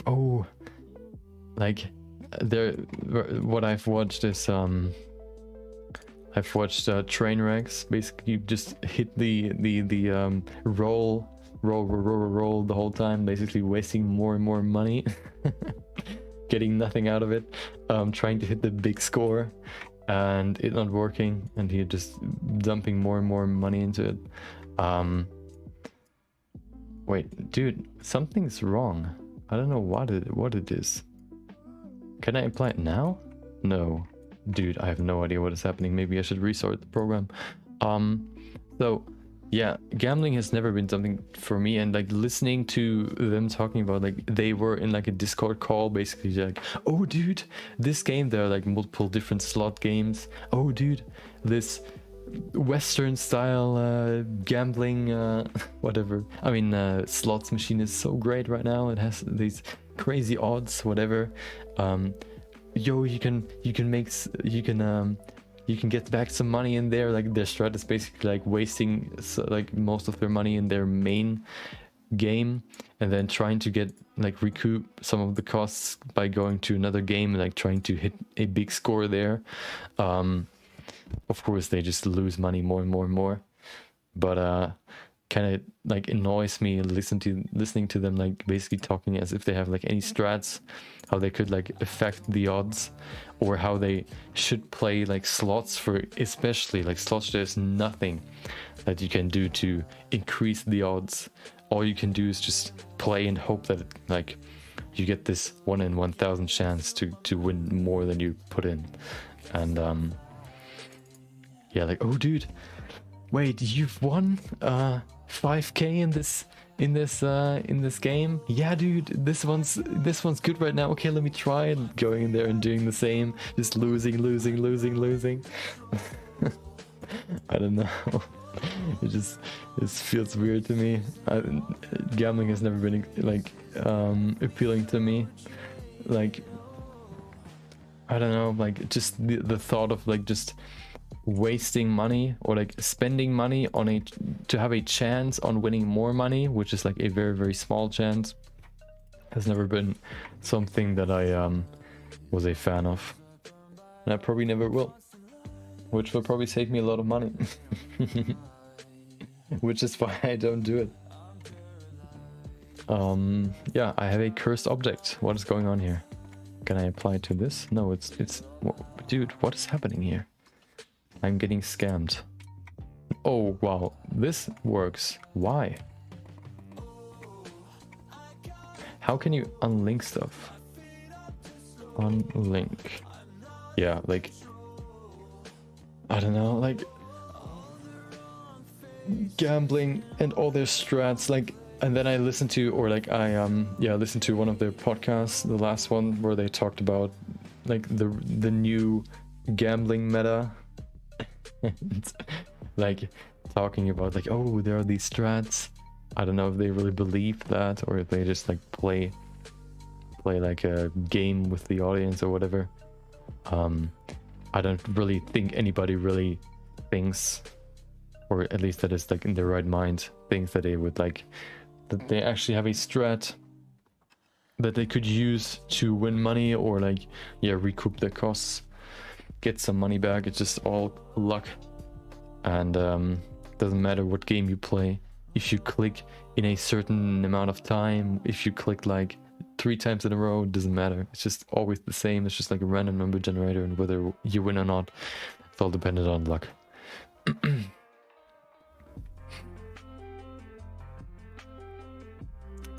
Yeah, well, what is going on here? Unlink. Nope. Link. Nope. Wait, what? Oh.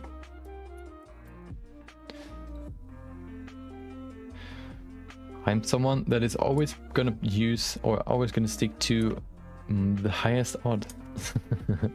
So if I am supposed to play a game with odds stacked against me, then I'm out. Whether that is in real life or like playing games or like casino or whatever. Nope, never gonna do that. Why would I play a game where I know that I'm most likely gonna lose just because I have like a slim chance of winning? I would rather keep my money. I also opted, especially in Rocket League, because I played that a little bit more, I opted to not opening crates, but actually either trading the stuff that I had already or just buying the stuff that I wanted. There are these websites where you can just buy what you want, and then like one of their bots or like the people from the website just trade it to you, and it wouldn't even cost that much. Like if you would think about how much crates you would have to buy to get that item compared to how much it costs, just like so much cheaper. But it doesn't really feel like it, because like you could get it in the next crate, like these next 20 crates could be the one, but then they're never the one. So yeah, just yeah, I don't know, gambling has never been appealing to me, and it probably never will, and I'm pretty glad that is the case. Why is it so slow? Something's not right here. What do we have here? Solidify 0.024.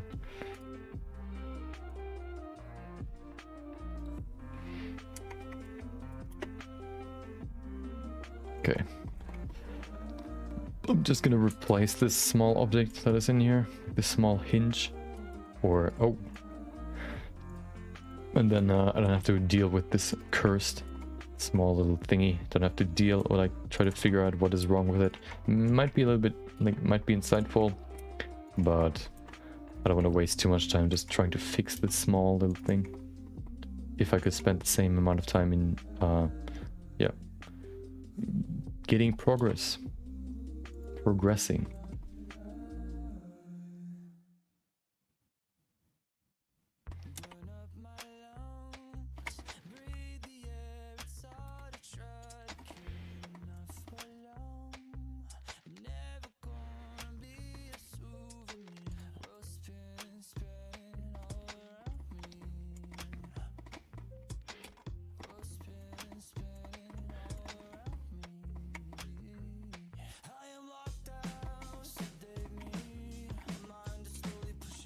Okay. I also heard a small little talk about everybody usually thinks about themselves, or like about what they would like do, what they would think, how they would act in the best situation. So like, for example, oh dude, it'll be so much fun to have this new, it'll be so cool to have this, like this new apartment, this new house, whatever, and or this new job.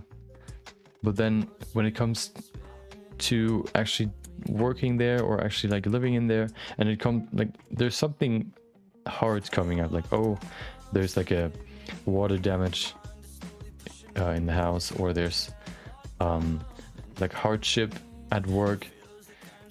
We usually don't really account for that. We just think about how we would act or how it would be in the best situation, not really in the worst situations. But I think it's important to also think about yeah, how it is in the worst situation. I think it's just hard to really be able to honestly maybe think about that. Like maybe you can't even really judge whether or not you, or how you would react. But I think that's, if you can do that, I think that's a very, very helpful and valuable skill to possess. I don't know if I have that one. I don't know. I guess that depends on, or I need a little bit more experience to figure that out. So yeah, I don't know if I have that. I never really had a, I guess, hardship in my life. Okay, well, maybe like a hardship in what I do right now. So yeah, right now I'm still pretty lucky.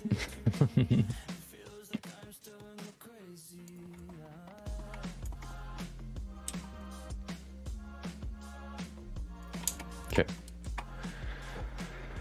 So we fixed this small problem. Is there anything else? Let's see. We have the cables. Everything's perfect. Yep. This one. Yep. This one. Yep. This one.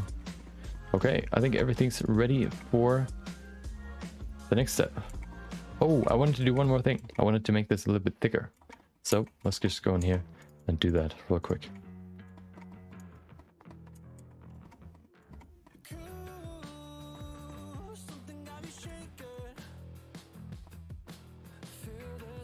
Median point. Okay. Just so it fits better onto this arm.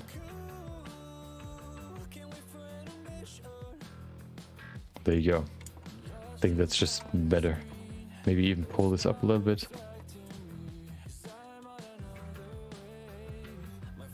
There you go. Aha. Okay.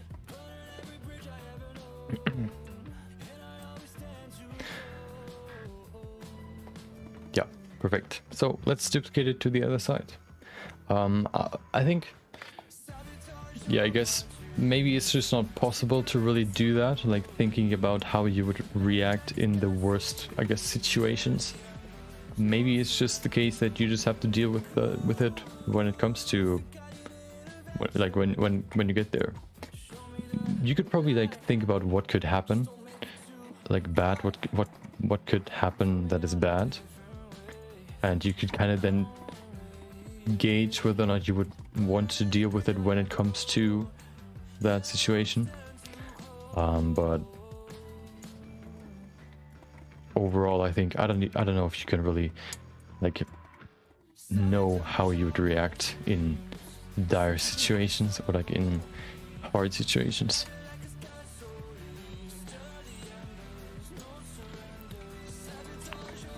Of course, nobody really expect something to go bad.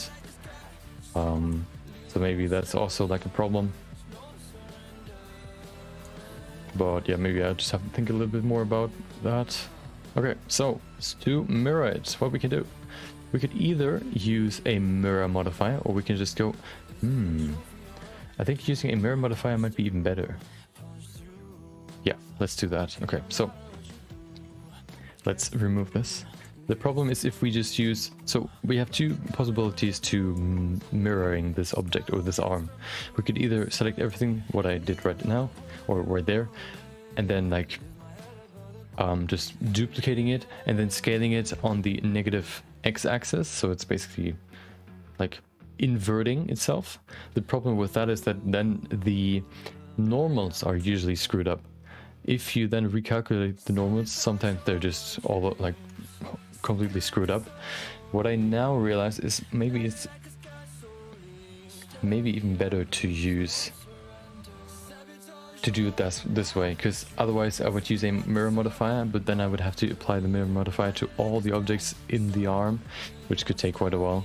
So let's try if we can use yeah, just the duplication method, just to save some time. If not, then we can just do the other one. So scale x-axis, hold on, waste -1. Oh, hello, that looks pretty bad. Okay, maybe we should apply the rotation now. Maybe that helps, scaling it on the x-axis. Before we do that though, I want to remove this weird, where's proportional editing enabled? Ah, hello. Is it still enabled? Let's see.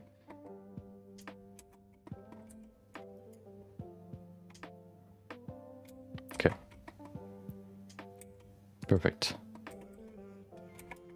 Oh, there you go. Looks pretty good. Perfect. So we can now just use this and apply it to the other side.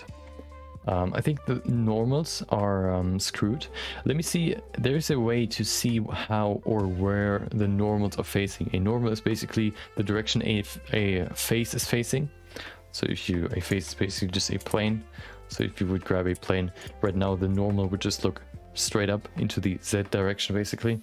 If you would rotate it this way, you can see the normal goes in this direction, somewhere over there. Basically going it's 90 degree. Hold on, I'm just going to show you what I mean. Blender 2.9, show normals. There it is. How to view face normals.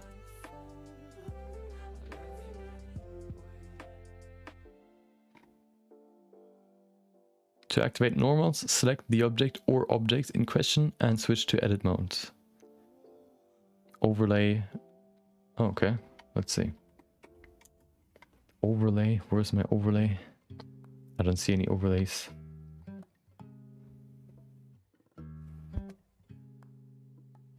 This one? No, that's viewport shading.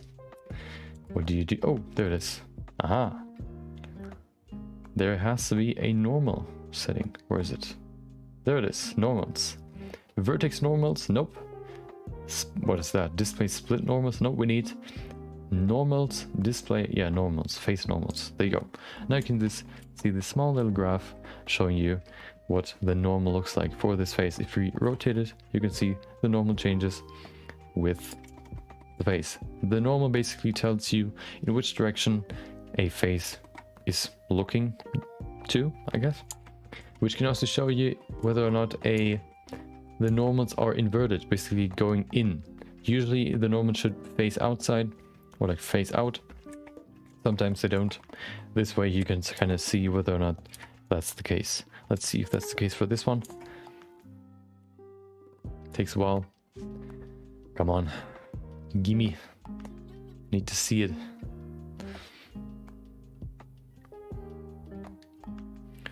It takes quite a while. I'm gonna drink something real quick.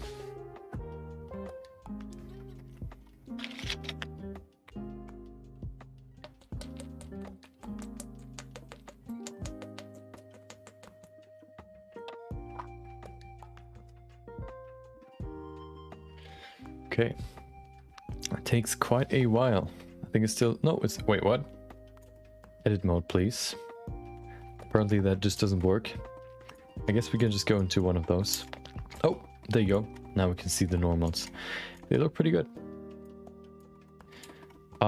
We have the normals going in this direction.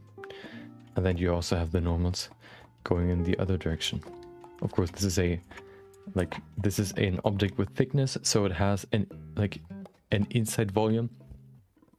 It doesn't seem like the normals are going through the object. No, it doesn't seem like it. Perfect. So the normals are actually facing in the right direction. Usually the shading looks weird when they are facing in the wrong direction. Maybe we can try showing that right here. We can go in here and select everything. Flip normals. Okay, well that doesn't really do much. Usually when the shading is flipped, yeah, you can see it right there. The shadows go in the wrong direction. So if usually the world light in the viewport display is coming from the top, but if the normals are flipped, the world lighting is coming from the bottom basically, which is of course wrong. We can see that very well in the sculpting shading, or in the sculpting viewport. In the layout viewport, not really that much. We can also not see it really in the with looking at the normals, but we can see it in the sculpting viewport. So if you want to check your normals, you can do it right there. If they're wrong, you can just flip them. There you go. Okay, perfect. They seem to be all right. So let's position the arm. I think I'm gonna position the hand first, just roughly, and then we can go a little bit deeper into it.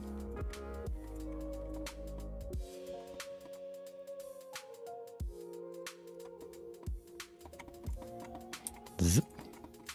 There you go.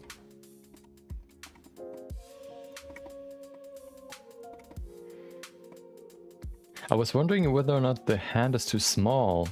Right now, I think you can kind of measure whether or not your hand is too small. If you like put it on your face, they should roughly like overtake your, I guess your face all the way from the chin to your forehead.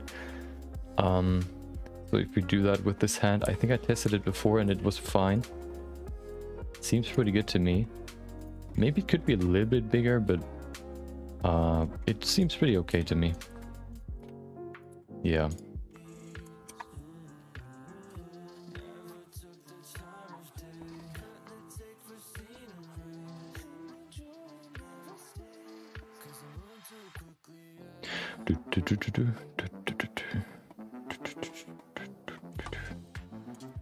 Okay. Of course, the pose is very different, so we kind of have to adjust the hand anyway. Just trying to position the palm right, so we don't have to adjust the palm. I think the fingers are the only thing that really moves. Except for when you maybe like crunch all your fingers together into a fist, for example. I think then you have to, then your palm moves as well. Or at least your thumb. I don't think your other fingers move, but the thumb definitely.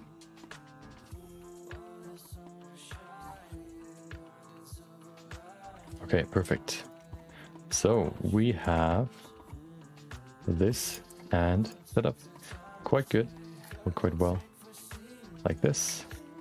Let me bring back, although, oh, the rotation is quite different. Okay, we're probably not gonna make it like perfectly fit the other side, but I mean, we can at least get close to it. Okay, let's see. Let's hide the other hand.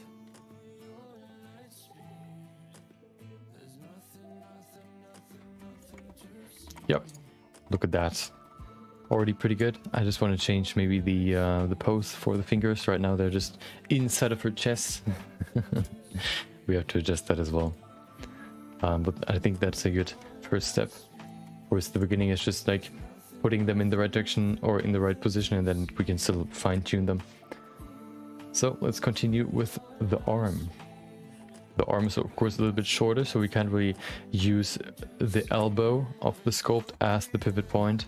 We have to use the hand to adjust the length, or like to adjust, or like apply, hold on, to attach the arm to the hand. I think that's a better anchor point to choose. There you go. Okay.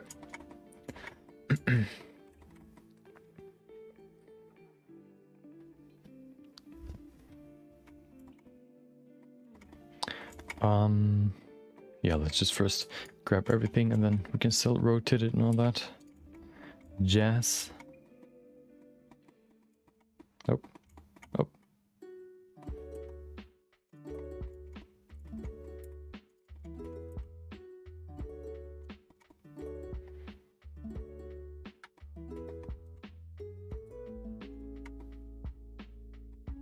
I think we're gonna listen to the new playlist this week, and then I'm gonna combine all the songs next week. Maybe I'll just make like a different playlists, just so we don't listen to the same stuff every stream. Of course, there are like so many songs that we're probably not gonna listen to every song every day, but maybe I'll make like a few playlists so that maybe the playlists are like have a certain day where they are played. So you know, okay, well, I heard that music before. It's Thursday. Or yeah, maybe not. I don't know. I'll think about that. I like the concept of I guess branded music, or like characterized music, where you know you heard it before and you kind of can recognize where you heard it before and then kind of associate it with that. Okay, I don't need the lower arm. Okay, perfect. So let's rotate the upper arm.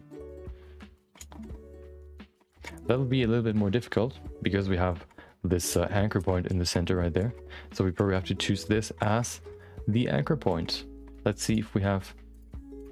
Let's see if it's correctly set up. Oh, it is. No, is it? It is not. Well, that is too bad. Okay. Doesn't matter. First we have to select all the parts that are part of the upper arm. I'm not going to select the cables first, I'm just going to select everything else.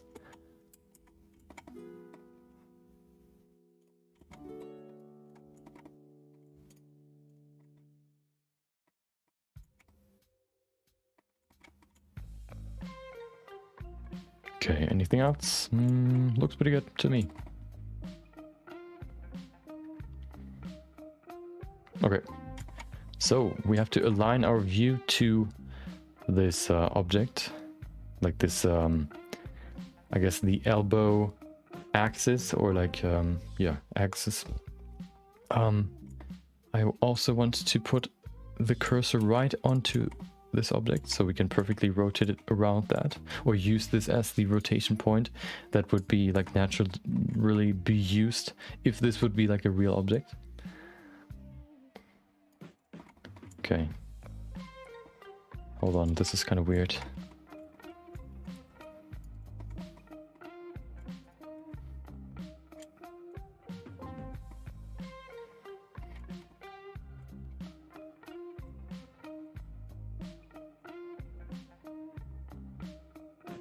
Anything else? I don't think so. Let's see. Zip. Looks... Oh, one more thing. Or a few more. These... Oh, are they also... Oh, okay. Only this one. Okay. So, let's try again. I started using modular modeling for the details. I've not used it for the outer cover. But I started especially using it for the hands. If you go in here for example, I've separated it into hand muscles, hand cover, hand bones. If we remove the cover, for example, you can see all these smaller parts that kind of fill up the gaps between the cover. And I have made a few modules for these pieces. So for example, like bolts, what is this?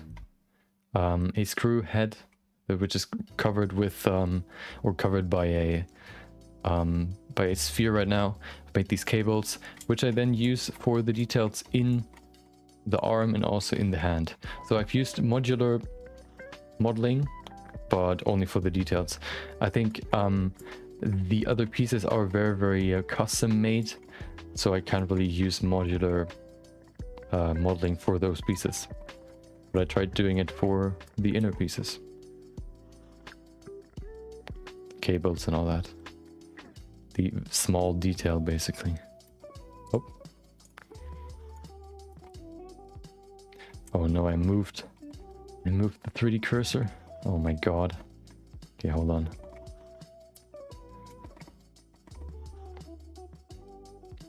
Modular modeling can work very well. Yeah.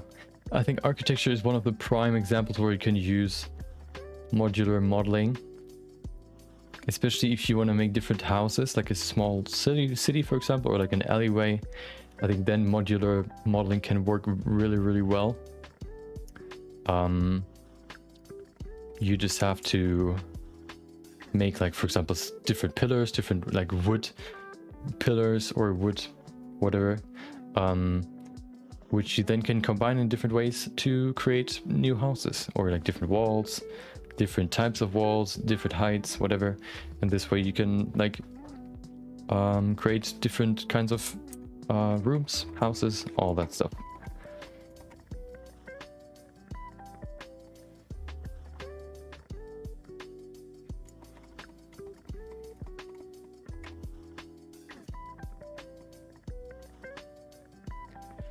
I actually just learned about, or like I kind of got reintroduced to modular modeling by a video that I've watched, I think last week, about modular modeling, where they talked about how they've used modular modeling for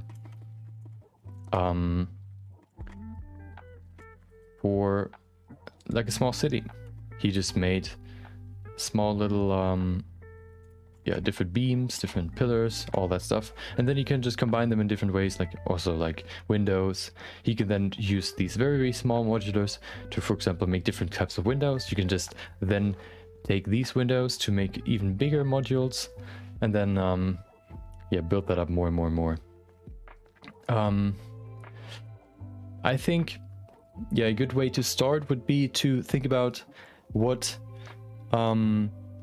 for example, a house is made out of. If you want to make multiple houses, you could probably also use that for furniture, although that might be a little bit more complex. But I think how you could approach it would be to think about the most basic shapes. For example, like straight bars, or like rounded shapes, and then being able to combine these into bigger shapes or into bigger pieces, which then can maybe even serve as modules to then be able to combine them into different parts. Probably the best approach, basically going from very, very small to very, very, very big by putting these things together however you want them to. I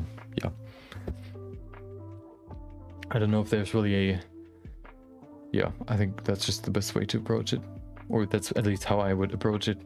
The good thing is then you also just you don't really need to really touch everything you build. So for example, if you make a different furniture, if you have these modules and they already have good looking textures on them, then just combining these pieces, you don't have to care about the textures anymore. So for example, if you make a table, for example, and you build them out of like small like bars, or like small legs, I guess, and other stuff, and these modules already have good textures, then you don't have to go back into all the individual furnitures that you've created and apply different textures individually to every single furniture. You can just go into the modules that you still have in the back in your backup, I guess, like somewhere stored out of sight. You can then apply or like change the textures in there, and all the modules or all the duplications of that module will also be affected by that change. So if you want to have an overview whether or not the textures look good on every single furniture, you can just go into the modules that are, for example, lined up like they are right now for me, and you, for example, see, oh well, this bolt looks kind of weird. You can just go in here, change the bolt, and all the other bolts will also change. I think what you have to pay attention, or what you have to look out for, is if you want to do that, like these modules, you have to duplicate them in a certain way. Hold on. Why can I not select this? Hello? Oh. Okay. There you go. So, there are two ways of duplicating an object. You can either duplicate them, or you can duplicate them and link them at the same time. So you can either like just duplicate them using Shift D, now they're just duplicated, or you can just Alt D, now they're duplicated and linked. As if I remember correctly, now we can first of all remove the normals. And then if I go in here and pull this down, you can see this one changes as well. They're not part of the same object. They're not joined. They're each individual object. But if you go into this one and change the shape of this one, every single other duplication of this object will also change, which can be very, very helpful if you're working with these smaller modules. As I said before, I want to add scratches to this bolt module. I just go into this bolt module, change or give it a texture, and then all the other bolts are also changed. And then you could probably even work with a random node to change the direction or like the position of the scratch, for example, scratch texture, so that every single module looks different. Yeah. So I would just say start very, very small and then go more and more detailed, or it's more and more specific. Okay.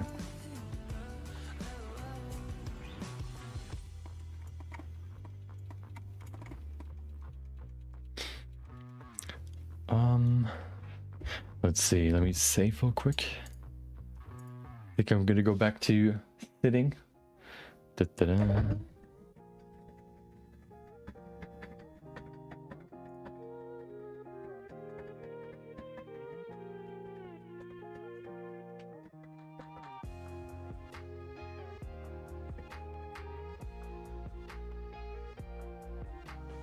Okay. There you go. I've just encountered an issue. We can see an intersection between the bones and this object right there, like the upper arm. We could either just say, well, let's just ignore it, or we can address it. Let's see. We can definitely see it from the side, so I would say let's address it. I guess the best way or the easiest way to address it would be just to use a Boolean modifier. Let's see if that works, if that would work. Hold on. Okay. Usually, or as far as I know, it can include textures as well. Of course, it's your choice. If you just want to include models, then you can also just include models. Usually, if you apply the same texture or the same shader to an object, and this object is just a duplication of the other object, and you change the shader on this object, the other object changes as well. So yeah, I think by standard it's it includes both, but I think you can like separate them as well.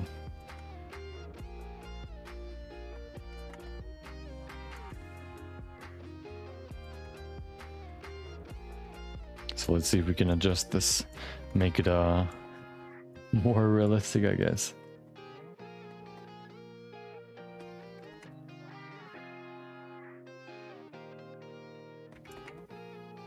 I think I also want to rotate this upper arm. Hold on. Where's my...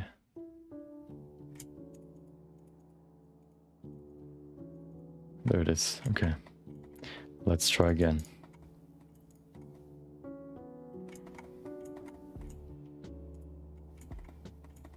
Maybe we'll do some sort of like a small village with modules at some point, just to delve a little bit deeper into that topic. I think it's a very, very cool topic, especially if you know it well. I think that you can like speed up your modeling process like a lot, especially if you use like especially if you do like architecture, for example.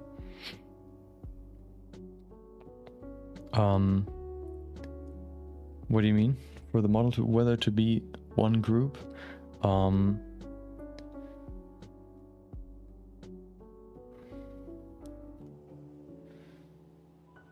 So you could, for example, also, although I don't know if that works. So if you, hold on. If you go in here, if you duplicate this ball, hold on, let's go into material preview. Let's see if that works. So if you want to make a new shader, let's call this trash, just so we can, I know that I can delete it. We then bring in a texture. How about a magic texture? Perfect. So if we duplicate this, linked, so Alt D, we have the exact copy.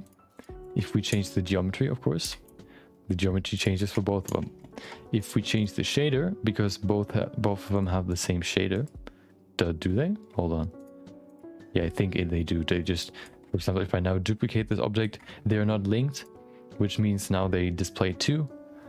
But if they're linked, it only displays like that one object has the same texture. So, wait. They still, okay, I guess now it's changed. Okay. What if we now go in here and remove this? and change the texture. Oh, okay. So if you want to have the same module, but a different texture on it, different texture applied, then you would have to make two modules. So if you want to have like this module once with this hole and then a certain texture, like a magic texture, and then you want to have the same object, same module with this hole and a different texture, you would have to unlink them, and then you would have like two modules that you could use.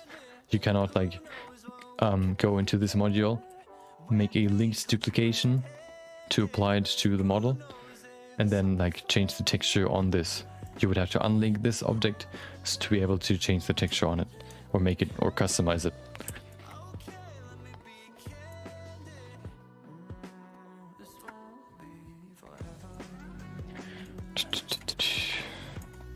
Okay.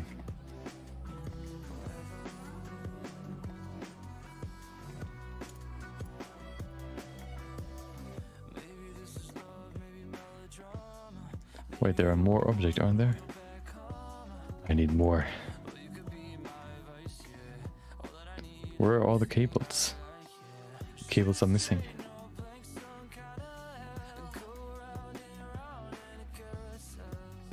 Yeah, so for a window, for example, you could make like, oh hey, let's make like a cube for like the outer. Oh, hold on, what's going on? Why is it so weird? Where's my box? There it is, isn't it? Yeah. Okay. So there's my cube. So you have the cube. You could make it for like, make it into a like a small little wood piece. You could make one of them like this. You can then make another one, which will be like flatter and wider. You could then make like a glass plane, I guess, which of course has a certain thickness, but very, very thin, and also is like wider. There you go. Then you have three modules. What you can then do, it's is you can give all these modules different textures, and then what you can do, just you can, for example, duplicate all of them, or like each individual, duplicate them with Alt D, so they're still linked to the main module, and then we can just duplicate this a few times. Da-da-da. To make a small window. Oh, there you go. And then we could maybe even use this one to make like this small little thingy in the front where you can lean on. And then use the glass pane, put it in there. Oh, we can see, well, it doesn't really fit. Either we make a new glass plane that is like shorter, or we change like these, we move them over a little bit, or we just go in here and like change the shape of this one. There you go. Nope, that's the wrong one. Move this up. Well, that's the wrong one. There you go.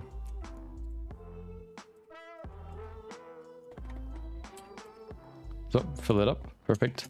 And then oh yeah, I don't care. And then we can maybe even add some more. What about we can use this one, duplicate it, make it smaller, and then we can make like this small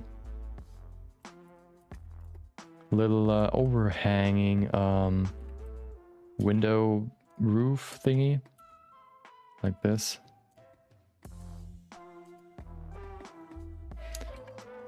Zip to the other side, use this one again,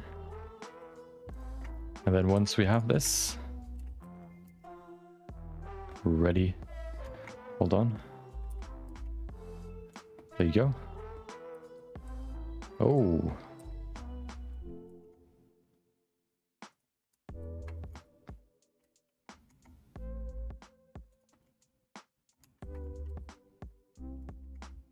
there you go. Now we have a small roof.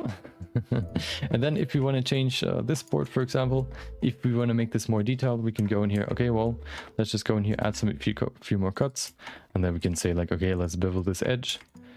There you go. Bevel this. Bevel a few more. There you go. Maybe even move them closer over there. Move them down there. Just add more detail or whatever. Just like change the shape.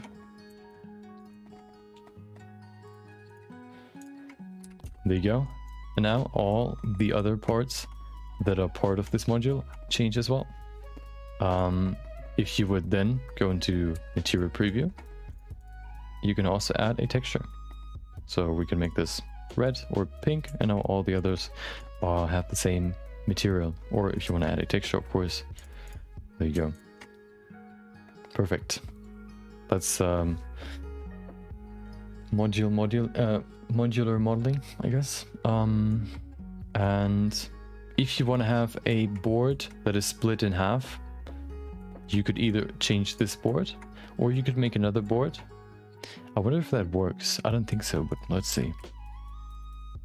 What you could do is you could just duplicate this, duplicate with Shift D so it's not linked, and then you can go in here and, I don't know, remove this ring.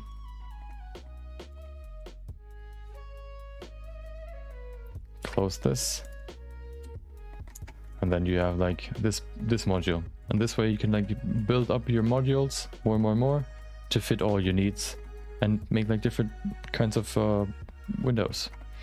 You can make this type of window. You can like grab this, rotate it, move it over here. Then you can alt duplicate it another time, scale it on the negative. Oh, well, that looked kind of weird. Yeah, but you know what I mean.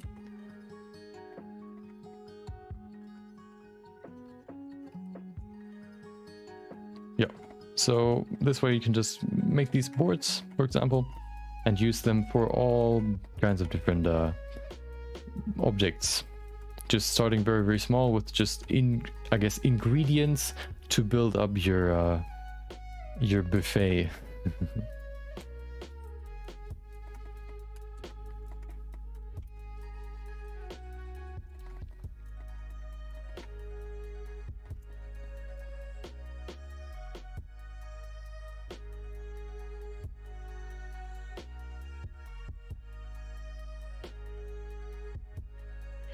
Okay, let's see if we can rotate this effectively. Oh no, I don't want to use this. Hold on, oh no.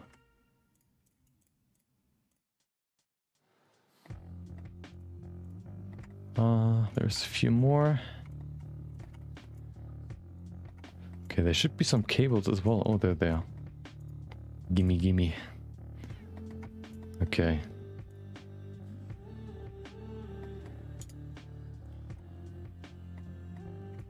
I want to rotate them a little bit more, like, yeah, in this direction. Hold on. We can see they're not perfectly straight, or like perfectly in the right position.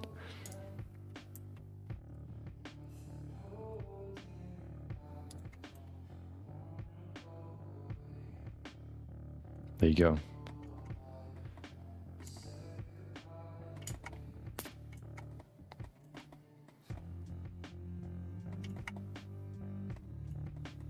We have an intersection right there. I think we can fix that just by using like just pushing it out. Everything else looks pretty good so far. What is this? Oh, I think we forgot this piece.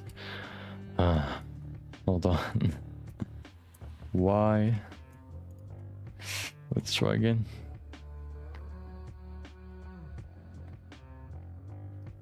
It's a little bit finicky, but once we're done with this, we can go a little bit deeper.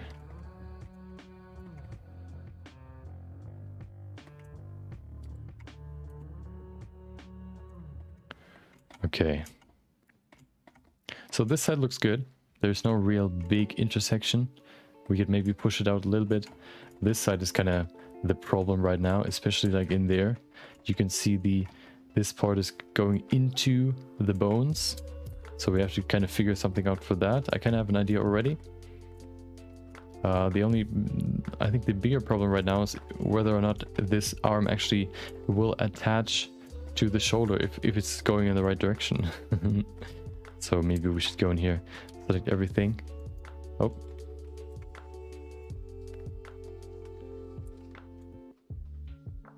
Okay. Is everything selected? I don't know. Maybe. Let's see. Seems like it. Perfect. Yeah. We can then use the 3D cursor to just change the whole arm.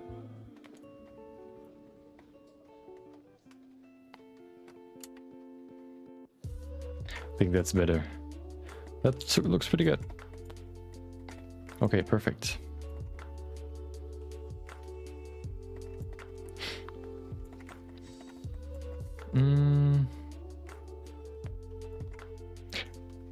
No, I'm not gonna do anything right now. I'm just gonna first of all see how we can fix this intersection problem.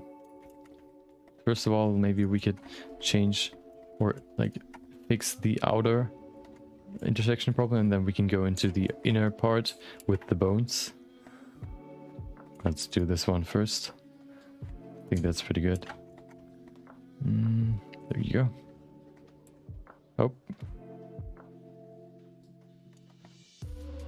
Okay, that looks better. Way better. And there's no intersection anymore. Perfect. The other side. Oh, hold on. I moved the other side as well.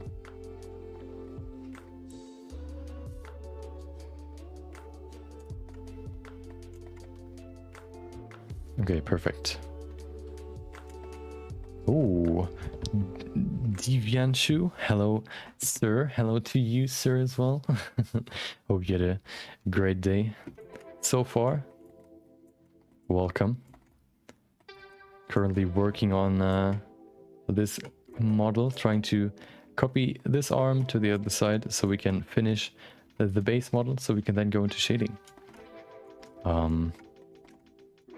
Yeah, trying to fix some problems. Yeah, that is the current, I guess, topic. Or also modular modeling. Talking about how you can use, like for example in here I've used these parts for detail. For example, the screw, head, the bolt, adding those to the hand to make, for example, if you go in here, hide the cover, you can see all of this is basically modular. So if you go in here and, for example, go into the bolt, you could change the geometry, and the geometry for the bolts in here change as well. You can see right there, both of them are in edit mode. If I now go in here and change the geometry, zip, make it lower, I guess, we can then see that this one changed as well. I made the mistake of only linking this one to the bolt, but I think you can link all the others afterwards as well. I just didn't bother doing it. So I'll try to finish the model this week, so we can go into lighting, maybe shading next week.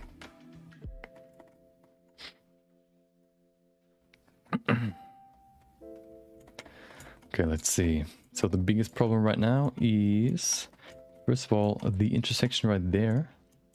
And also, oh, hello. The intersection, hold on.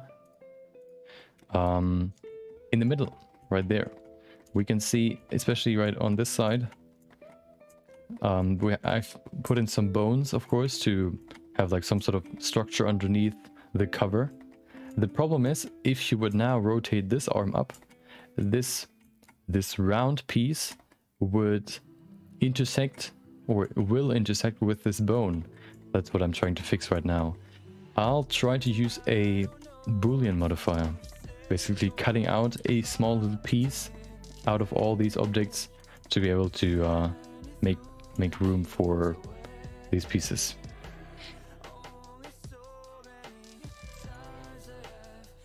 Okay, let's see if that works. I don't need the U sculpt There you go.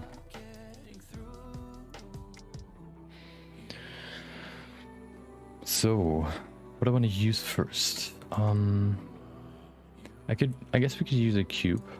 Oh, hello. That's quite big. There you go.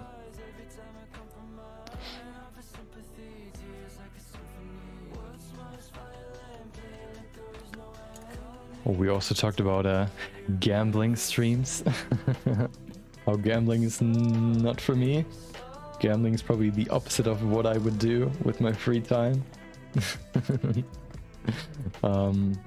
Except maybe for, I guess, I would probably hesitantly agree to, or agree with cases, for example, in Rocket League, or I don't know, in Rocket League they're not there anymore, but like in CSGO, for example, opening cases I think is a little bit different compared to regular gambling, for example, slots or roulette. I think there's a certain difference in that you still get a value out of the box. If you go into a casino, you kind of just, I guess, pay money to hope, or to get this short burst of adrenaline in hopes for the big win, but usually you just get nothing.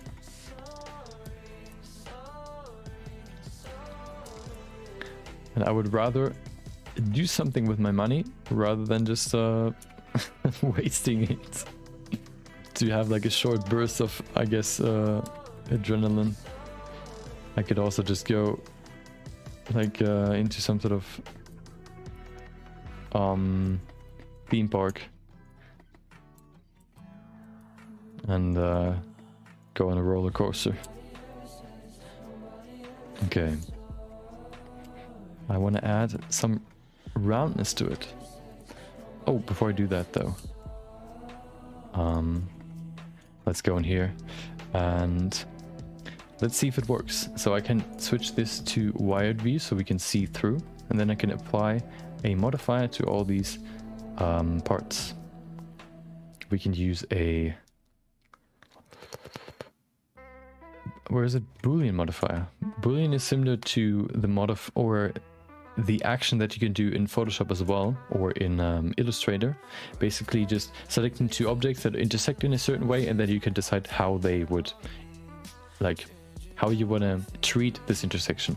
You can either say they should, like, one object removes the inserted or the intersected part. You could either combine them with this union section, or you can intersect them, meaning everything that is intersecting stays. What we need is the difference, of course. And then we can say, okay, this object should intersect, and you can see we've made a small cut. The shading was kind of weird. Maybe we can fix that with, let's see. The problem is like the edge flow right now. We can see why it happens. I think there are, first of all, not like enough edges. And also, let's see, how can we just add more? You can see now it gets smaller the more we add. I don't know if that's really a good solution. What if we just go in here and change this? Let's see. Aha, just basically switching or like changing or adjusting this shape to follow the edge flow of this object. I think we have to change it a little bit more, but now the shading is better. It may not be visible in the end result. Smooth shading sometimes looks just weird. That's just basically flat shading without any smoothing. Yeah, let's see. Maybe this could work as well. Looks probably even better than just like this straight cut. Let's apply that to all of them.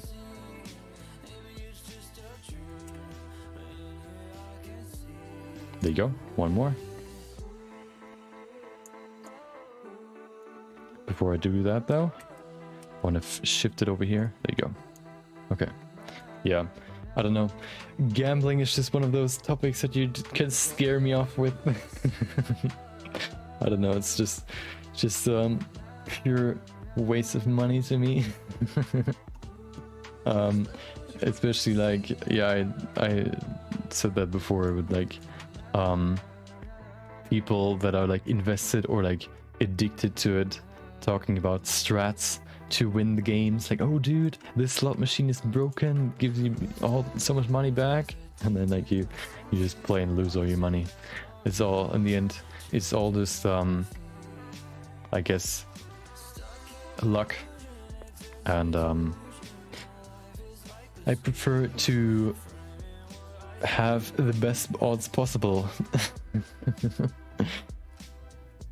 If I have to pay with something, whether that is time, money, whatever, I want to have the best odds of actually getting something desirable out of it.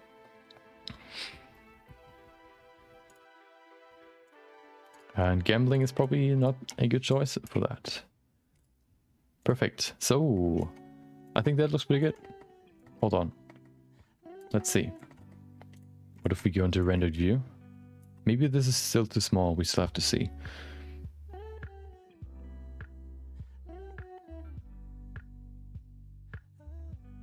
Takes quite... Oh, hello.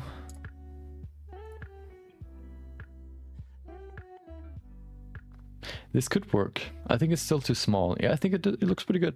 I think it fits. It's just too small, so we can have to adjust it.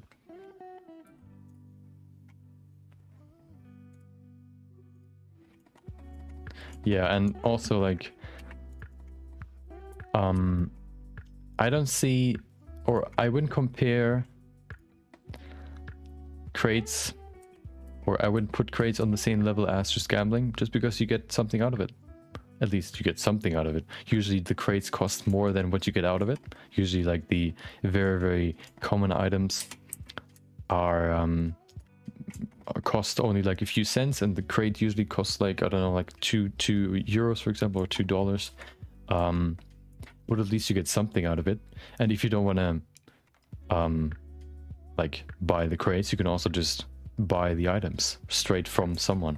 So you can go into the Steam shop, for example, just like buy a knife, which is probably cheaper than just opening crates until you get it. So yeah, I'm usually someone that buys, or at least at the end I bought more stuff that I wanted rather than trying to get it through crates.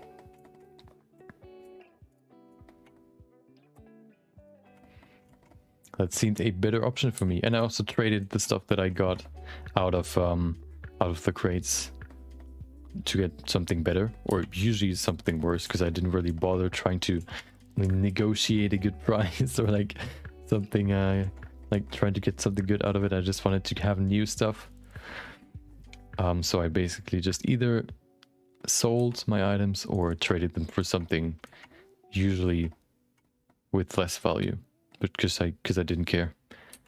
I helped all those YouTubers that made, what is it, from zero to hero trading session, like videos, basically trading themselves up to the highest grade of items. I helped them. I'm one of those that don't really care, because I'd rather would play the game instead of trading my stuff.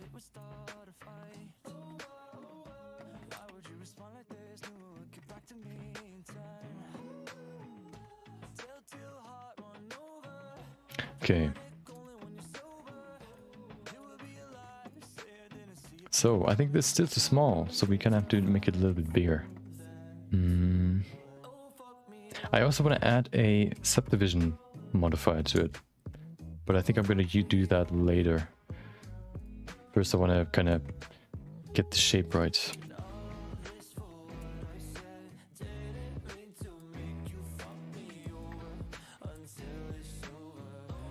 There you go. And we need to go even higher. There you go. That should be enough.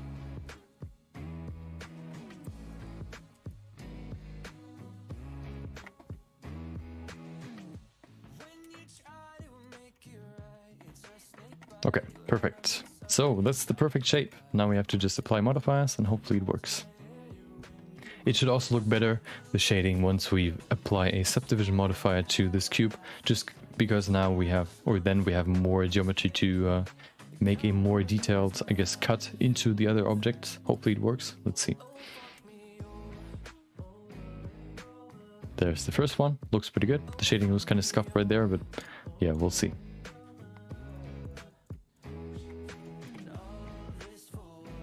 Oh, one more. There you go.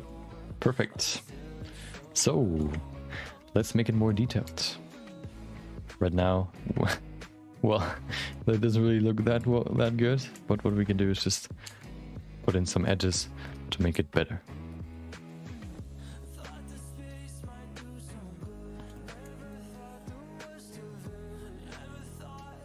Okay. Next up, we need some down here. We have to go all the way down. Perfect. Oh.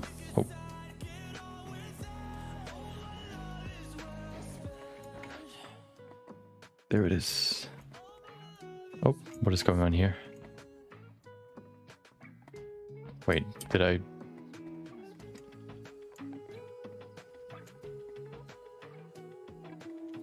Oh, wait, what? Doesn't make any sense. Oh, I see. There you go. Okay. We have to pull it all the way back over there. Oh.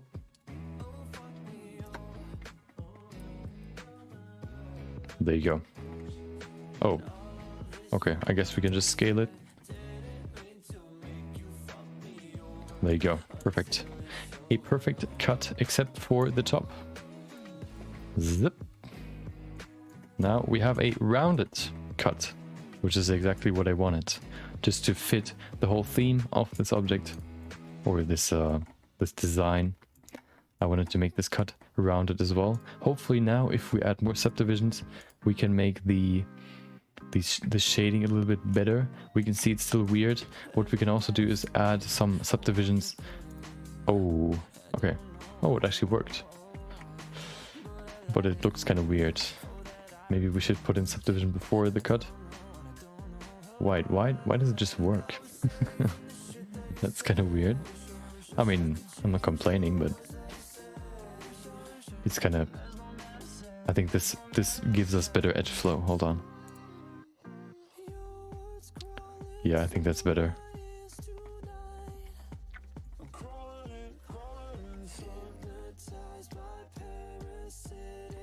I think I'm gonna do it like this. Okay.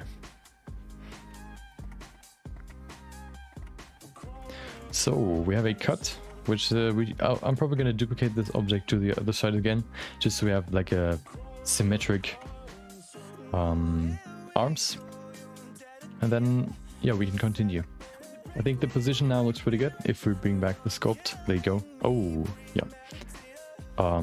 Maybe we have to adjust this shape a little bit. We can just pull it up, I guess, or like we could just I guess extend it. Maybe we can replace these covers, make new ones that are exactly like the same that we have right on the other side. Just make them like longer. But I think right now it looks pretty good. Hold on, let me bring back the body so I can see at least the body. There you go. So I think that looks pretty good. If we bring back the shoulder, maybe we can just pull this shoulder a little bit further out, and then it should fit on, or it should fit right on. Perfect. Let me duplicate this object to the other side again.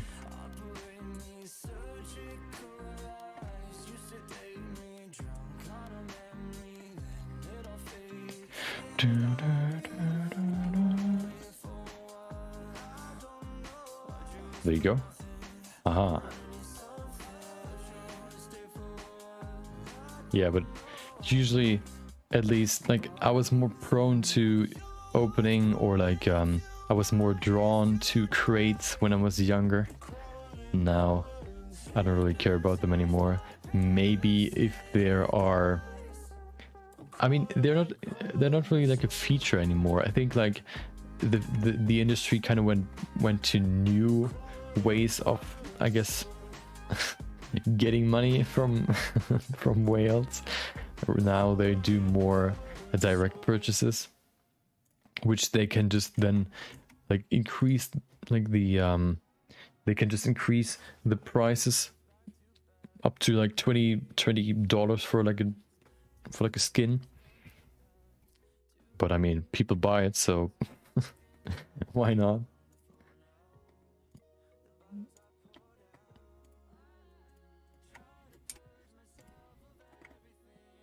Okay, perfect.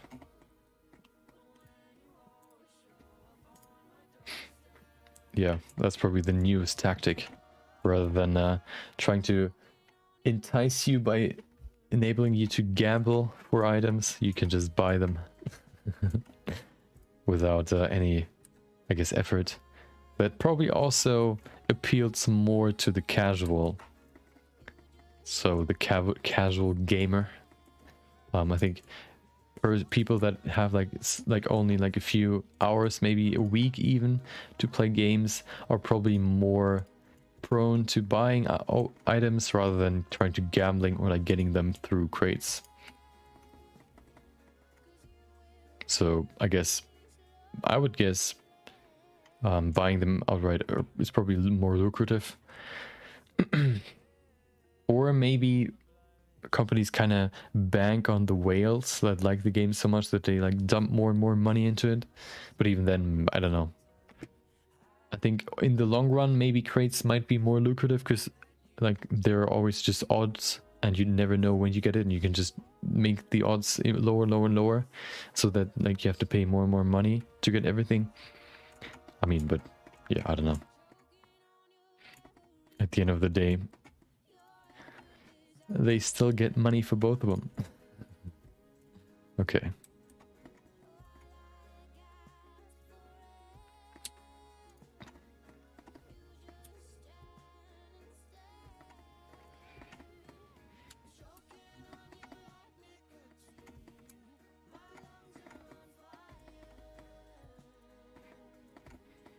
I prefer just buying it. So I'm a casual. No, I don't know. I just like the guarantee of getting what I pay for rather than the chance. So I'm someone, yeah, that prefers the buying method.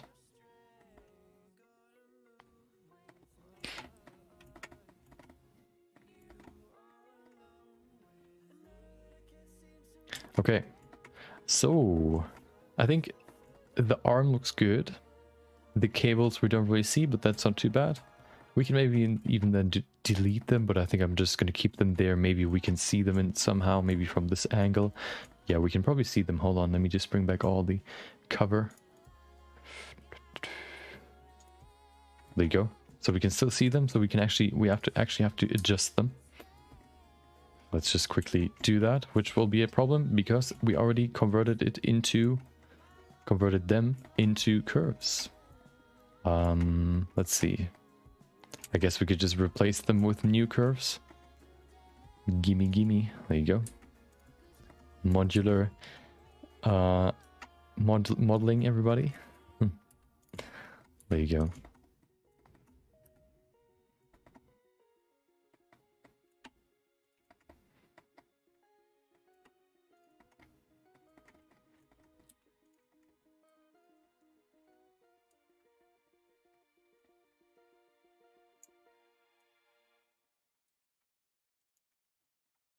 Okay, this song was pretty quiet. Is this one also pretty quiet?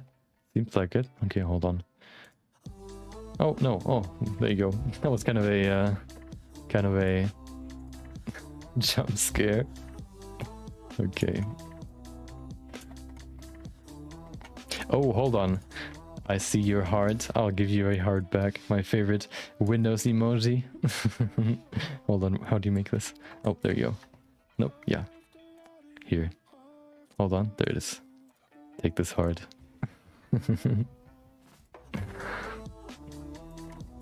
Okay, let's see.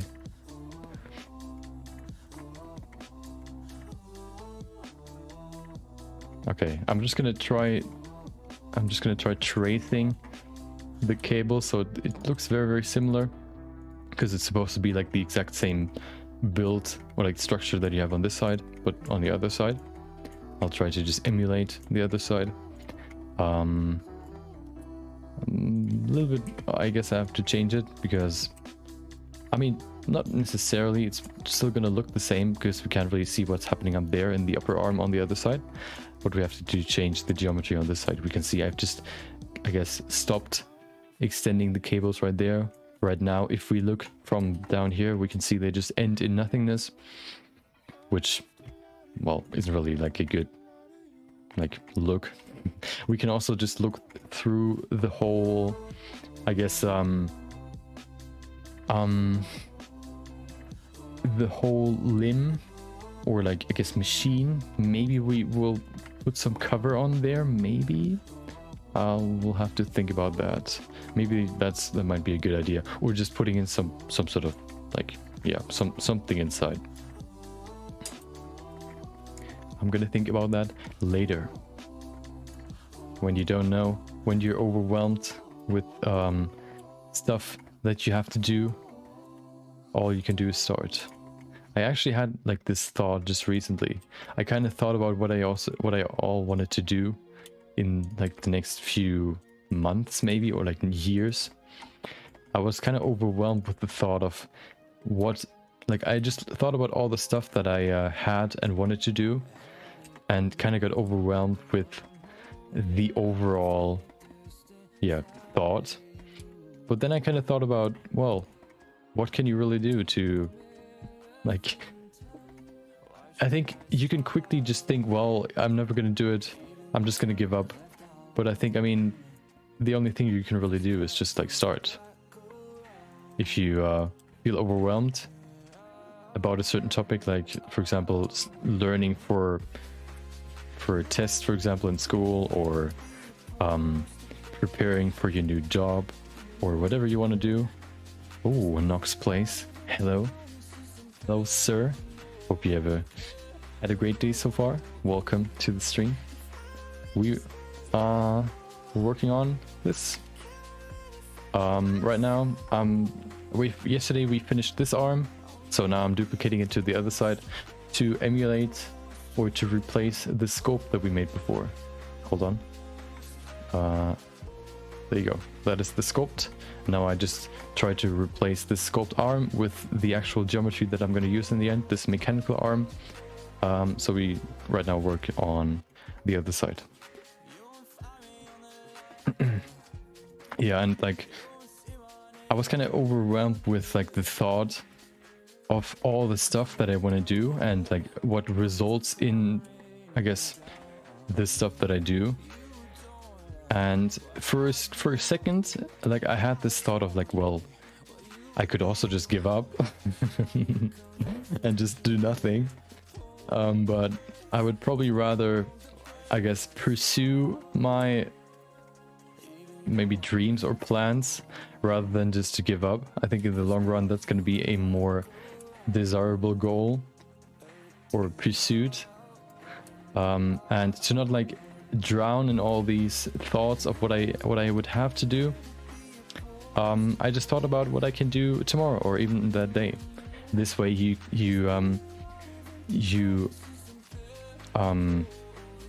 don't think about everything. You just think in smaller increments. That is also, I always equate that to when you do a marathon or when you like do like a long run. We had to do that like in school for like a few years, where you had to run for like 30 minutes, for example. And usually what I would do, I don't know if others do it as well, but what I would do, I wouldn't really like look forward. What I would do rather, I would like look at my feet and basically just follow or look at my steps, how I would like do one step after another, basically just getting closer and closer to my goal. And then at some point I would look up and see, oh wait, I'm already here. For example, we would run through the streets and I would like see like a car in the distance, and I would like look down, look at my feet, and then I would look up again after like a minute or so. Oh wait, I'm almost at the car already. It seems pretty like, I think time seems way shorter and you can way easier, or you can work way easier by just thinking about the immediate or the past and the immediate future, I guess, rather than the overall plan or the long-term future. You should always keep in mind your long-term future, so that you like stay on track, but you should never make that your main focus of attention, at least in my experience.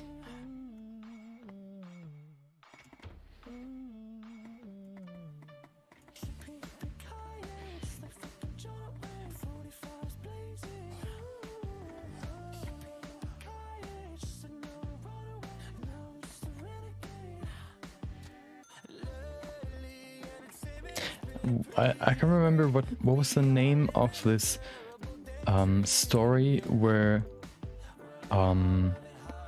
this empire tried to build this huge tower or this huge castle. I can't remember. I can't remember the name. Hold on.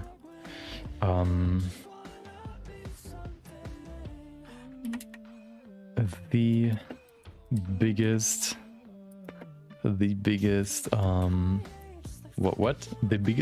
on Instagram? Well, that is not what I wanted. The biggest tower story. It wasn't. It's just a story about like this empire or this emperor that tried to build the highest tower. I think they wanted to reach God or like go into the sky, but I think the tower was so huge that they never reached their end goal. I don't know. I think that was the story. The biggest tower story. Is it? Hold on. Tower of Babel. Oh, hold on. Hold on. Let's see. The biggest fraud on Instagram.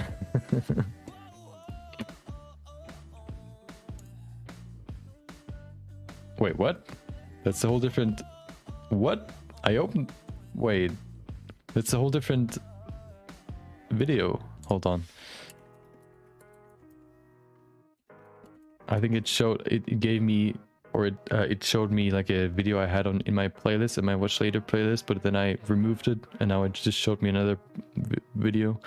Biggest fraud on Instagram. Oh, Dan Bilzerian. Oh, I haven't watched that before, or I haven't watched that yet. I still have it in my watch later list. Welcome, Ritika Edits. Hope you have a great day. Welcome. Yeah, it's Dan Blazarian. I think somebody, or he got exposed for faking all his, I guess, his riches and his lifestyle. I think someone exposed him for that just recently, and I think the video talks about the whole story about how he how he faked his wealth and all that stuff. He was always posing with like beautiful girls and all that in his Instagram posts, and like on yachts and all that stuff. And apparently it was all fake. I think he had like he got rich, or at least he claims to have gotten rich through like a poker, I guess poker scam. Yeah, then he just, I guess, was playing, he was living his playmate life, whatever. Apparently that was all fake, and it got recently exposed, and that's probably a video about it. I've not watched it. It's like 38 minutes long, so I've not watched it yet, but I still plan on watching it.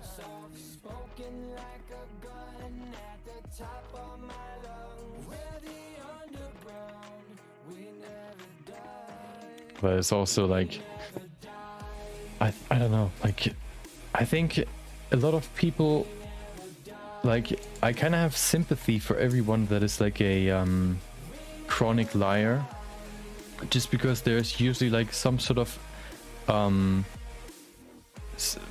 okay.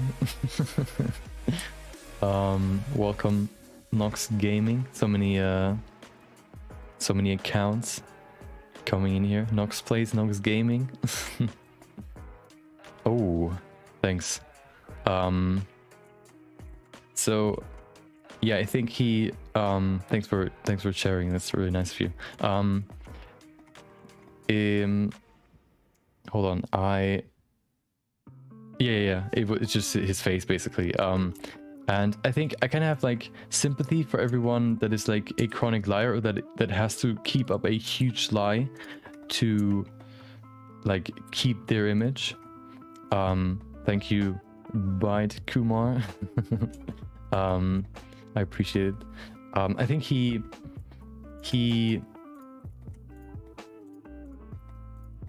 of course, if there are any questions, whether or not, or like with what I'm working on, you can always ask them. I'm not like, yeah, feel free.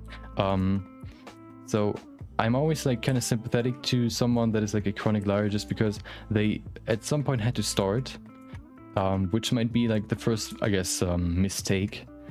But I kind of think like it's kind of like I think everybody like said some sort of lie before. Everybody lied before, or like at least almost everybody. Maybe you're the only human in existence that never lied, but I think everybody at least told like one lie before. And I think for some people it spirals into this endless series of lies where you can't really get out of, except for just, I guess, exposing yourself and like kind of destroying your current image, which is very, very scary, of course. So a lot of people just try to get away with just lying all the time, which makes them like a chronic liar.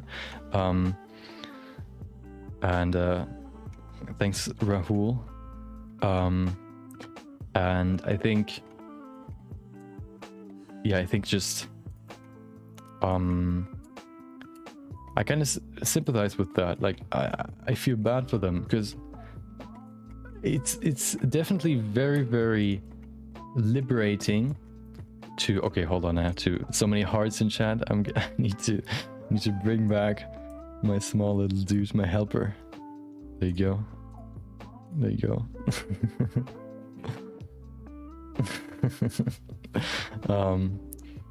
Oh, okay, I'll welcome you tomorrow as well, Dviansu. Yeah, I think it's probably very, very liberating to just get rid of all your lies, but it's of course very, very scary. So a lot of people just don't do it, although it would probably be better in the long run for them, which is usually how like chronic liars, I guess, are created. They didn't want to lie, but they kind of have to keep their image alive, which of course is kind of like it's a bad thing, because you kind of want to like be liked from everyone. Love going back to yeah, I said love back to India. Hope you or wish you all good luck over there. Hope everything's good. Everything's going great. Or hope everything will go great in the future. Oh, Blender 3D, welcome. So like I think it's a very hard thing to kind of admit that you were wrong, but I think in the long run it would be a good thing. Just there aren't like that many people that would do it, which would lead to people just lying over and over and over again just to keep their image alive, and kind of being a chronic liar, which must be so hard to always having to think about not only what you have to do on that day. Maybe you have to go to work, you have to care about your child or whatever, but you also have to think about all these lies that you have to keep up with everyone, trying to keep the same story with everyone just so you can keep your story going. I could never imagine having to I could never imagine having to basically keep two realities alive. I could never imagine like always having to think about, okay, well, what did I say yesterday to this person? What did I say? What do I have to say to this person to keep my story alive, or like to make them still believe in them? That would just be so draining. And usually people that like are chronic liars don't really want to lie, of course. I think nobody really wants to lie to their peers. It's just like they just happen to get into that situation and they don't really know how to get out of it without I guess hurting their image and maybe potentially even losing that friendship. But I think in a lot of cases it's even better to admit that you've lied, or just admit your faults in the like beginning, rather than lying, like lying, like just keeping the lie up and then them finding out that you've lied. I think that is even worse than just you admitting that you've lied. I think there are more people that would kind of accept your apology, and that would accept your apology and like don't leave you, I guess, rather than leave you. I mean, they have probably a good reason for it if it's like especially like something private. Thank you, Kapu. Love goes back to you as well. Yeah, so I kind of feel bad for them because yeah, I don't know, I think at some point they just made a big bad decision, and which like kind of haunts them for the rest of their life, maybe even, which may be easily avoidable, but still like a hard thing to do. It's similar to like asking someone on a date, I guess. You have like the fear of rejection, and I think this rejection can be even stronger if you don't want to lose a friend. I think a friend is even more valuable, or like their connection, or like the connection you have with them is probably, or the relationship with them is probably even more valuable than just like a, I don't know, like a girl you want to ask out. So this fear, overcoming this fear of like admitting that you've lied to them, is even harder than asking someone out.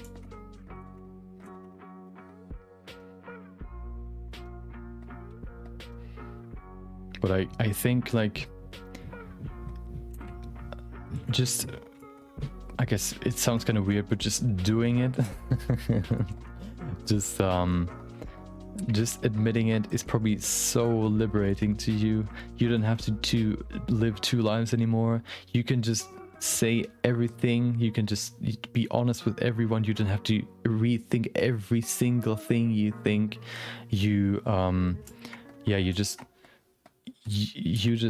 can be honest with everyone without having to rethink all your thoughts, all the stuff you say.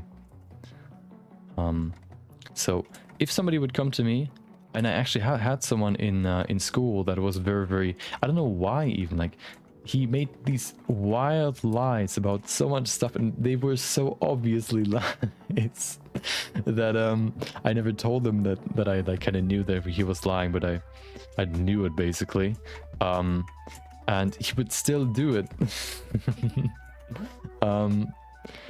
He would, for example, like say, oh well, I don't know if that's true, so that was just one of his, I guess, stories. He would say, for example, oh hey, my brother went to a store at some, like he had a younger brother. Oh, my brother went to a store once and he stole something, and then he couldn't go there anymore or whatever. He told me that before, like this story, which I don't know if that's true or not. But there were others which were obviously false. For example, I played a lot of League of Legends before, and there was this new teaser for a new champion, for like a new character that came out, where you, on the official, I think, wiki, or on the official website, you have like the list of all the characters, and the teaser was basically just some of the characters had a different splash art, I guess, or like a different picture. They were like deceased or like dead on their image, basically teasing a new character.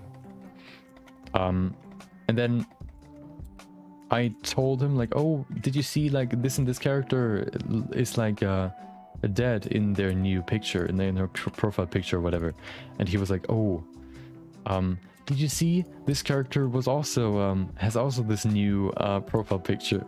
And then I go like on the same day I go into on the website again. I want to see if he's right, and of course he was right. The character still had the same profile picture he had before. He just said like, oh well, like this character has like a new picture, but he actually didn't. And those are just like, why would you say that? Like, there's no reason, and it's so easy to disprove it. So why do you even ask? Like, you can also just like I don't know, just don't lie. One of them was actually pretty cool, or like the story was pretty cool. He talked about a new game that he found. With like, I think it was in 5th grade. He told me like, oh, there's this new cool pirate browser game where you can like play this pirate and you can like level up or whatever, like this MMO type game. And he told me about like different weapons and all that stuff. I still remember it very, very vividly. And he would tell me like, oh dude, you have like these double barrel shotguns or whatever. And yeah, you can like do stuff in there. I don't know what he really told me about like the details, but he told me like very detailed stuff. And then I said like, oh, let's play together, and like okay, let's do that. And then we after school I would call him. Back in the day when we didn't use Skype or anything else, we just called each other to talk with one another, to play games. I asked him like, okay, what's the URL? And he told me like, okay, well, it's pirateships.com or whatever. It was actually a game. I don't know if he told me like the correct URL, or he just told me, or I forgot it and he just googled some sort of pirate game. But it was like completely like a complete different game from what he explained to me. We still played it, but yeah, it was like completely different. Like, why would you make lies about stuff that you can easily just just find out? I never understood that. So that was one of the,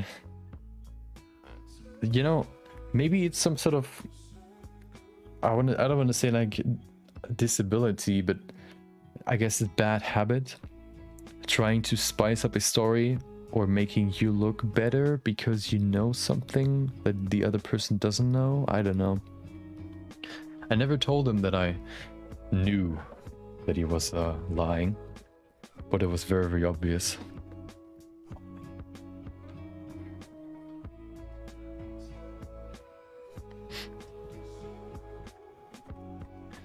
And like, yeah, I don't know, just the thought of always having to rethink your thoughts, having to check everything you do, and then you just have to slip up once and somebody trying to figure your lie out. Like, you just have to slip once and you're done. It's like, why even try? Why not just tell the truth? At some point it'll come out anyway, except for when it's like a, I don't know, temporary thing, whatever. Maybe then it's not necessarily gonna come out, but yeah, why even try?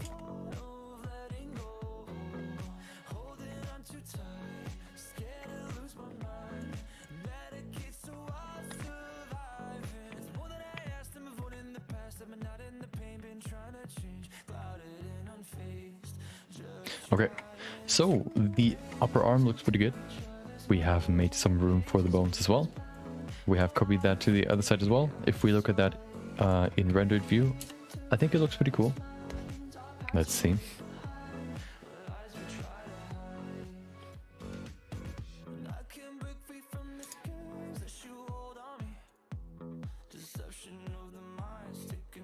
Ta-da!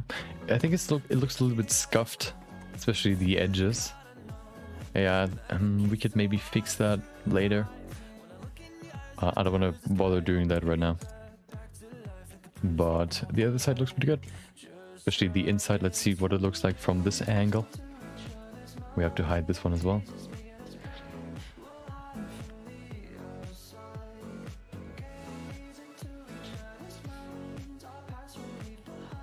Yeah. I think the biggest problem right now is I think I want to fill the arm in the center at least. Because right now we can just see straight through. Maybe not in the forearm, but the upper arm. So I want to put something in there just so to make it appear as if there's something more in there. The first, or one of the ideas that I had before was to put some sort of glass panel into the arm so we can see see inside the arm, but I think that'll just take too long. So I'm not gonna do that. I wanted to see what the story of the Tower of Babel is. Tower of Babel story.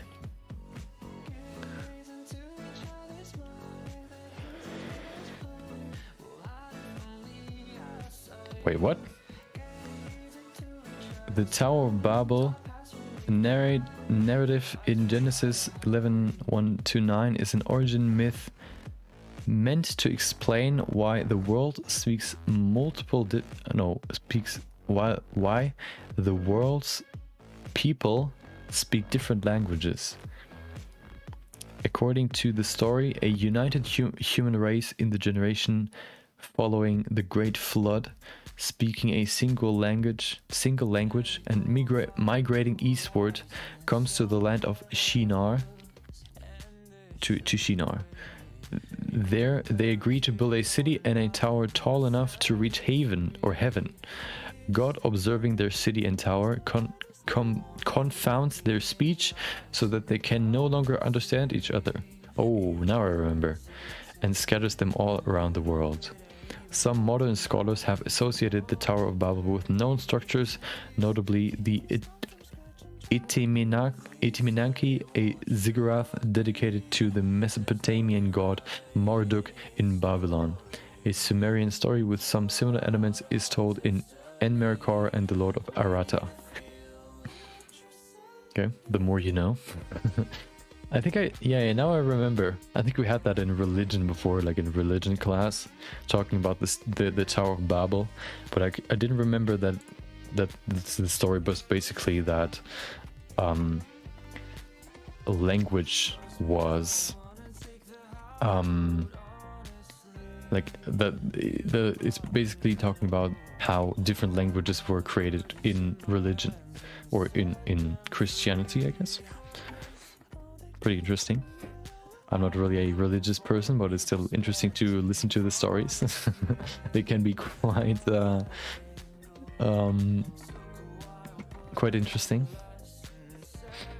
Okay. Before I do the upper arm, I think I'm going to do the hand first. We can see the muscles kind of are deformed. I think we just have to create them anew. I think that's just easier. But I want to do the fingers first, the bones basically. I think that's the biggest, the easiest part to start with. Haha, the bones.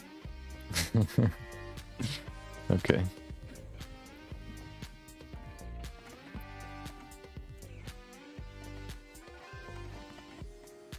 Oh, what is this? Wait, what is going on here? Oh, we forgot to apply the modifiers for the screws. Now they're screwed. I'm sorry. Ooh. Okay, hold on. I guess we just have to yeah, we're just gonna add them, we're just gonna add new ones. I don't want to bother fixing them if we can just use the module and make new ones. Oh.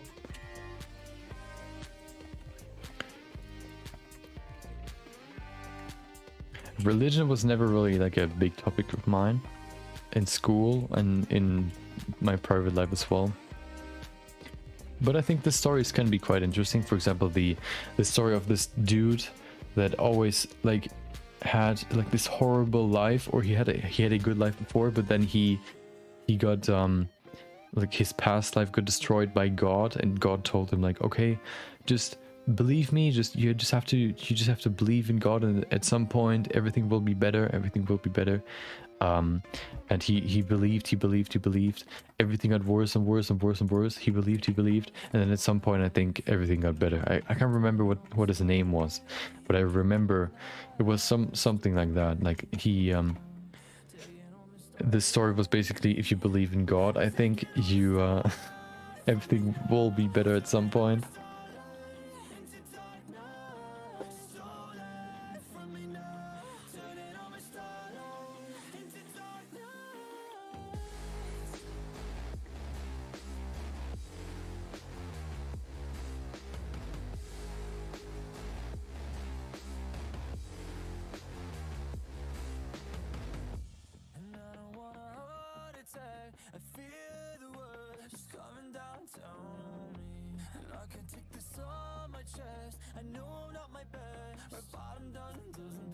Wait, why? I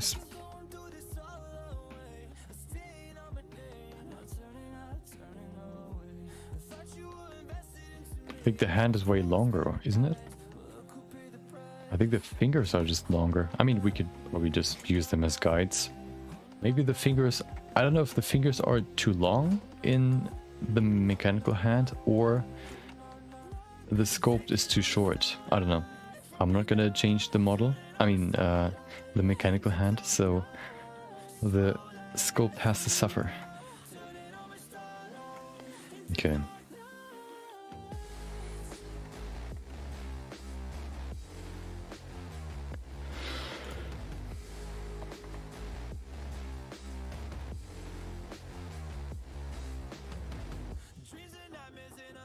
Usually what I did in a religion class was just draw some sort of like some images. I never really paid that much attention to it because it was like so boring. Never really was for me, and like I guess I don't know. I was never really interested in religion. I never was like a religious person. I probably never will be. And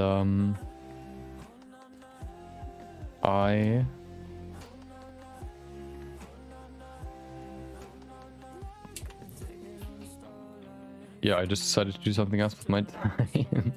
I think the most interesting story, or the most interesting topic in religion class was probably moral questions, or like morality. I think that was the most interesting topic. All the other ones were basically just like reading up, or like reading the Bible, talking about different stories, and yeah, I don't know.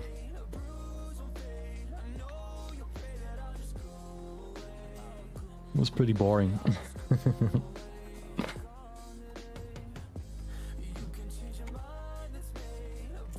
Okay.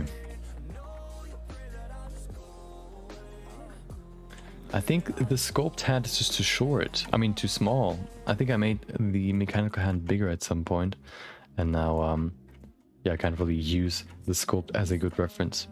I could probably sculpt, like, scale it up, but I'm not going to do that. So,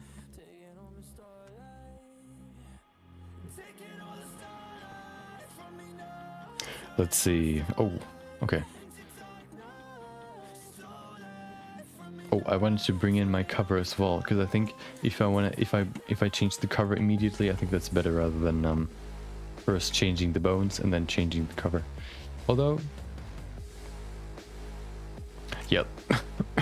Let's try using, or like transforming everything together first, and then maybe I like it better doing it individually, maybe. Let's see.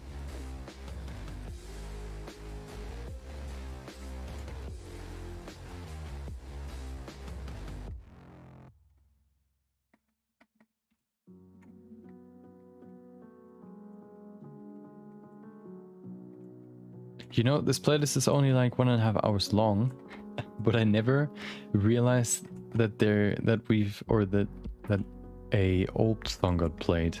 It always feels like there are new songs being played. Maybe I'm just remembering wrong.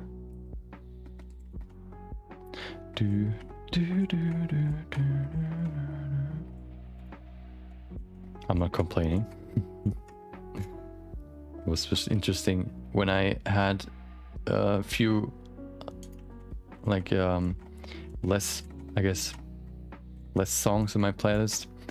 You kind of hear multiple songs, or like you could kind of recognize, or like I at least recognized, like when there was like the same song playing. But that doesn't really happen right now. I don't know why. Maybe the diversity in song styles is just big enough, or maybe the collection is just big enough.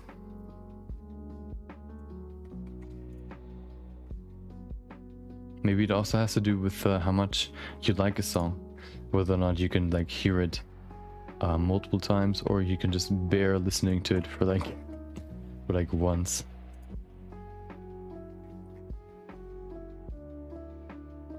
There you go. Okay. So the thumb is already in place. Perfect. Let's do the other hand. I mean the other fingers.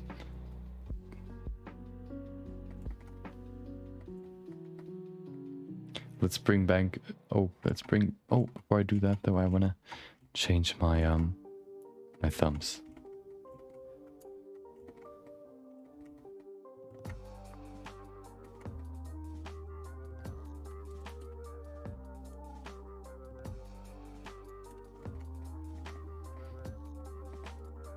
Nope.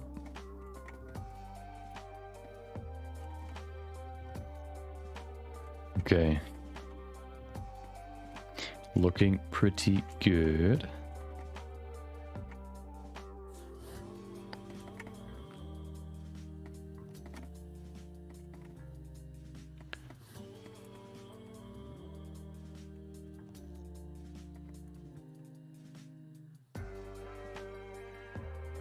Oh. Okay.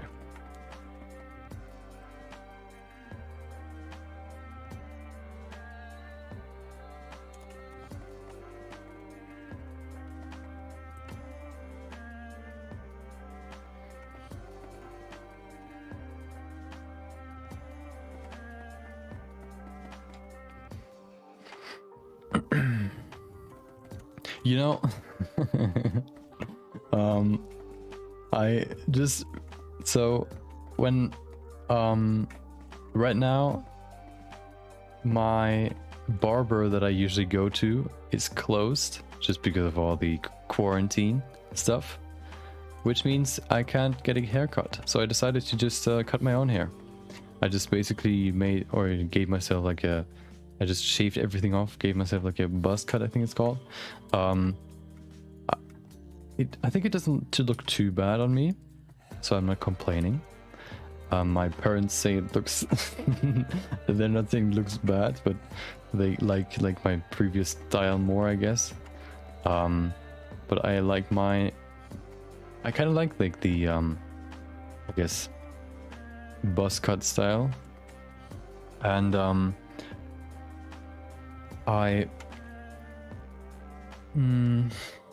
I'm debating whether I should do it again. And also I realized that my head shape is kind of weird. That's why I was kind of laughing or like chuckling. I bought a trimmer and just like shaved everything off. Just going all the way and using like a mirror to see behind me, like on the back of my head, to see that I get everything. I think I missed like a few hairs, but overall it was pretty clean. I think it shows like 16 millimeters, so I didn't like shave like all the way down to the skin, just like 60 millimeters or so. And I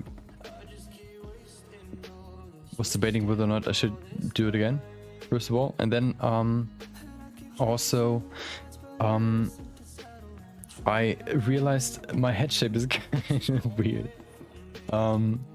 So yeah, again, just like what did I say?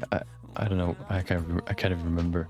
So I want to do it again, and I plan on doing it again because right now the barber has like 3 weeks or so of like time, or like reservation time, and I don't want to like make a reservation for like 3 weeks later, and I don't want to go somewhere else either, so I just probably will shave it again myself. That's just, I guess that's the easiest way to do it. And my head shape is kind of weird, and I actually kind of realized why I always like do this twitching with my head, because like okay, hold on, I have to go into Photoshop for this. There you go. Oh, I want to save real quick so I don't lose anything. Okay, so there you go. Okay, so you have, oh, hold on, that's kind of crass. There you go. Okay, we're gonna use inverted colors. We're going dark mode. There you go. So usually if you look at heads, wait, do I have a head from side view? Maybe I could use that. Let's see, render material. Oh, maybe this one.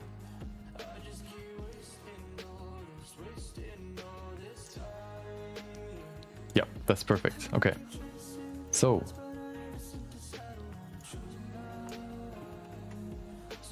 you have the head. That is probably like the usual head shape. Just gonna cut it out real quick. So that's the usual head shape.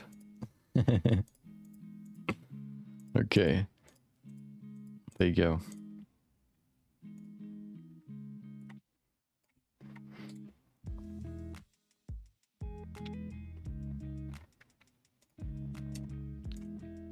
Oh, okay, so that's the usual head shape. Basically just like this, nice and round. Zip. There you go. Okay, but my head shape is more, hold on, let me grab a new color. There you go. So it just starts off pretty simple, like this. Hold on, there you go. So it starts off pretty simple. There you go. And then, like, let's start from the front. This one's quite similar, like just like lips and all that, nose and all that. And then you have the forehead, and then like I call it the ski slope. Like it's not just this round nice head. It's actually like this. Hold on, like this. This is probably like a little bit exaggerated, but that is basically what's happening. So the back of my head is like higher than the rest. So like you have this slope in the front where you could like you could like slide down basically. And that is what happens when I have headphones on. So my headphones would lie on there. I have it on like this. I put them like on the back, but then they go, hold on, they go an inch every like a little bit more to the front, and at some point they kind of just slide down all the way to the front, and then I kind of wiggle. Usually it moves them even further forward, so I have to grab them and bring them back up to the peak of the mountain, and then it's all good again. But I actually realized that my head shape is kind of weird when I shaved my head. Usually my parents always said like, oh well, you have such a nice head, you should be like a hair model or whatever. But I always, when I saw images of myself photographed from behind me, I always thought that the back of my head looked kind of weird. I think it just, maybe it's just a little bit longer than usual, which made it look kind of weird to me. I don't know, maybe my parents just are too generous to me. When I told my mom like, oh, I just recently discovered that I have like the weird head shape, she kind of said like, oh no, you have a great head shape. I don't know, it feels like it's just like parent talk. Like, oh no, you don't have faults, you're perfect. Like, yeah, that's probably the best head shape, like this perfect round, the peak is in the center, and then it's like has a nice gradual fall off on both sides. Nope. Hold on, I could also, hold on. We go into here. And then we can grab our smear brush. Oh, okay. And then zip. Perfect. That's it. And then I don't know, like zip. There you go. Perfect.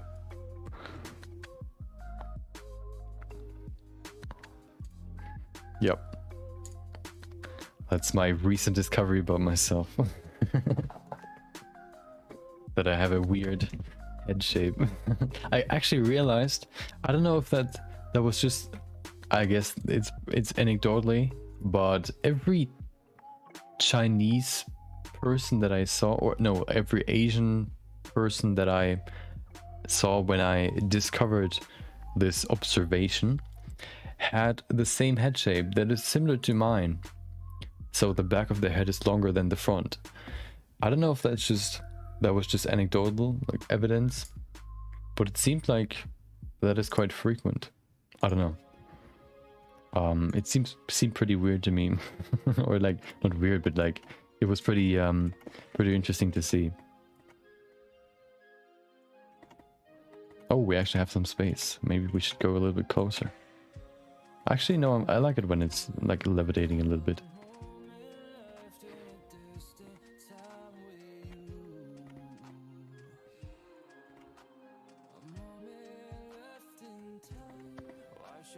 Nope.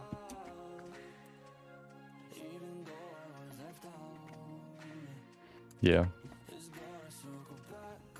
Good thing is, I don't know why. Maybe that's just like, I guess, me being 22, still evolving, I guess. I realized that I've gotten way more, I guess, maybe not confident, but more secure in myself once I've started streaming or like videos overall. I don't know why.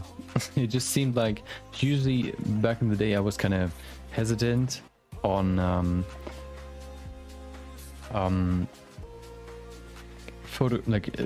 looking at photographs of myself, or like even like making selfies or whatever.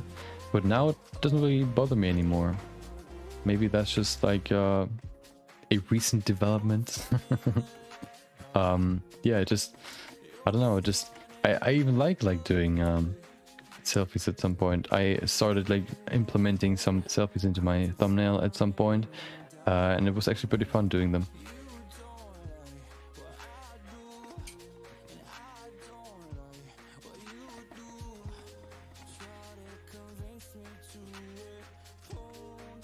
Which is, I think, a pretty good development.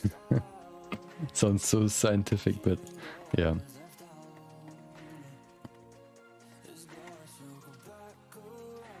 I'm happy about that development.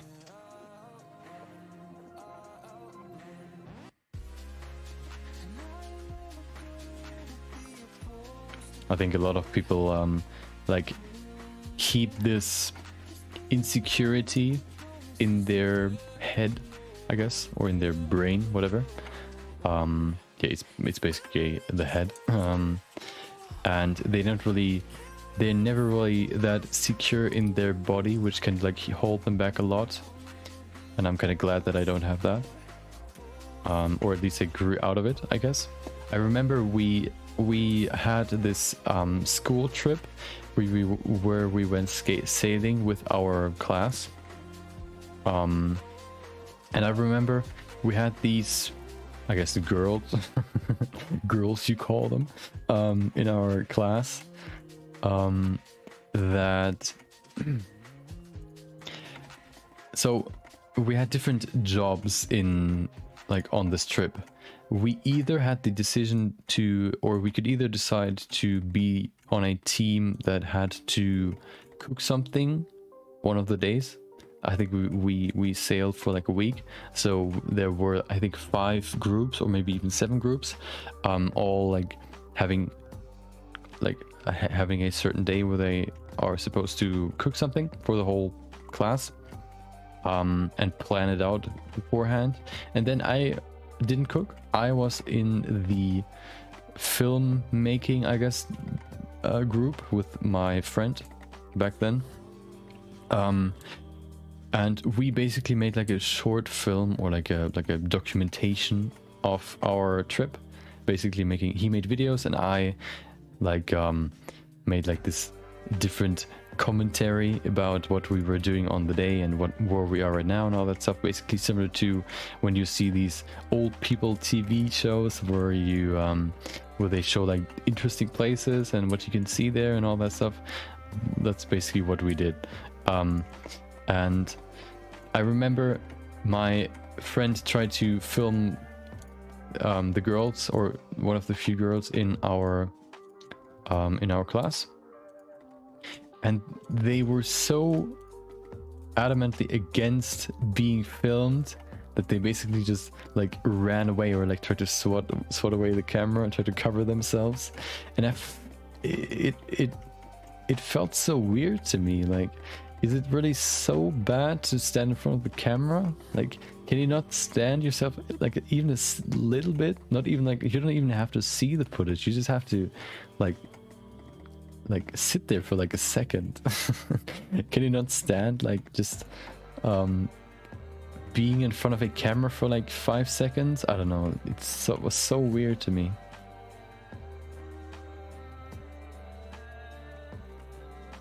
I was never like this shy, but yeah, at some point I didn't really enjoy looking at photos of myself. So I sort of understood them, but not to the degree that they were basically like trying to avoid the camera. That was on another level.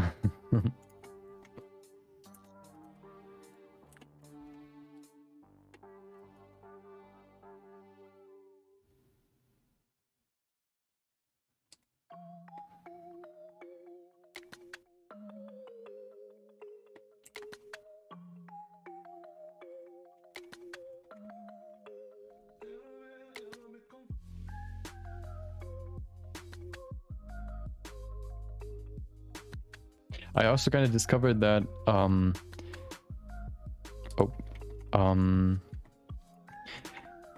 I have the same it may sound kind of weird, but I have the same reaction looking at my old looking at my VODs that I have when I look at I guess like accident footage, or like, how would you call that? Like, I remember back in the day, I would look at, I would go to the subreddit Best of Life League, where they would like upload or like showcase, I guess, or post the videos they found on Life League, like crazy videos showing like different sorts of accidents. And wait, what is going on here? One of the accident, or like some of them I kind of watched, most of them I didn't, just because I read the comments and I thought to myself, well, nope, I'm not gonna watch that. But some of them I watched, and like usually what would happen is I would watch it, I would be like, oh no, what'll happen? And usually I would watch it and it wouldn't be too bad. Maybe I've never watched like a super crazy gruesome video, but the ones that I watched weren't all that bad. And it was like, I was more terrified of what could happen rather than what actually happens. And I think I have a similar feeling with my videos, which sounds kind of weird. Like I look at them, or first of all, sometimes I have like the thought, oh no, I don't want to look at them right now. Then I kind of think about why not. Then I do it because I want to use that footage. And then like a second after I like kind of get used to, I guess, my voice or whatever, everything's good. Like it's like, why was I so afraid of it? It's similar to like jumping off one of those water towers, or however you call them, where you like jump off like 5 meters into water in these water parks. Like you're scared in the moment, but then once you did it, you kind of ask yourself, why were you even scared? This sort of feeling. And I kind of wonder why. Maybe that is just something you grow out of the more you do it. I would kind of expect that to happen. But right now it's kind of weird.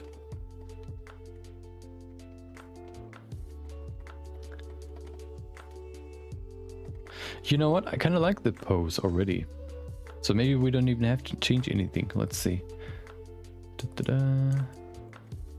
Oh, well, this finger looks kind of weird. Maybe we could rotate this one a little bit more to the side. Maybe we could do that right now. And then we may be already done with the pose.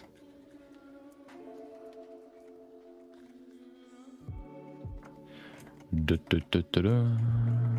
Okay.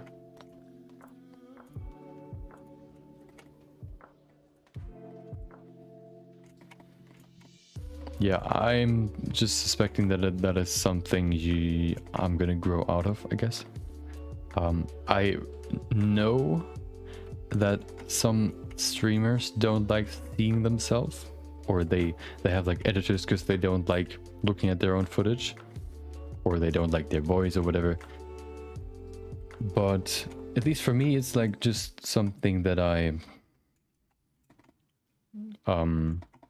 have a unnecessary fear over, I guess you could call it that. Like it's a fear, or like a tension about something that isn't really there, just a fear about what could be, which isn't really founded on anything. And I guess just having more experience will solve that problem. So I'm just waiting for the moment where I can just open up everything without a second thought and like work on it. Because sometimes it kind of slows down my my process, and I don't want to waste time.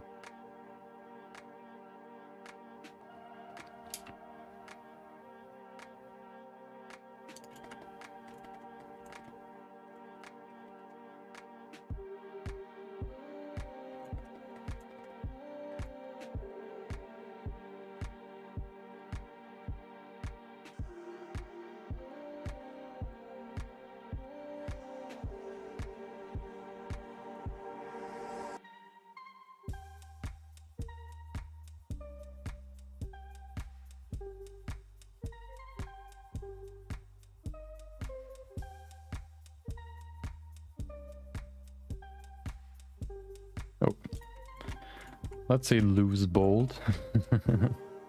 We kind of have to watch out for those just loose parts that we kind of miss in these transformations. Okay.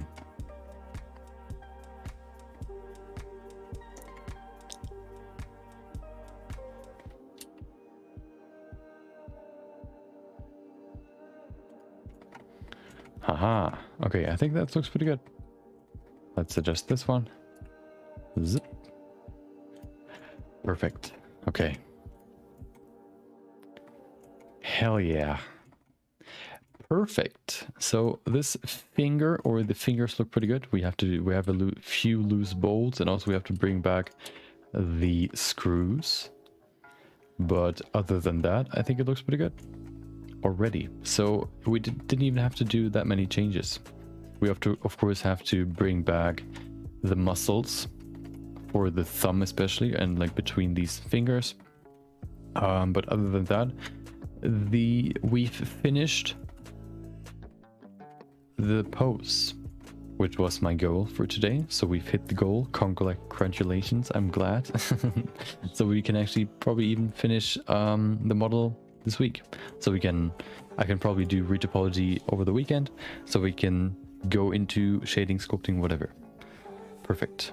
Maybe we'll do a few adjustments, or I'll do that over the weekend as well. I don't know. Thanks for the applause.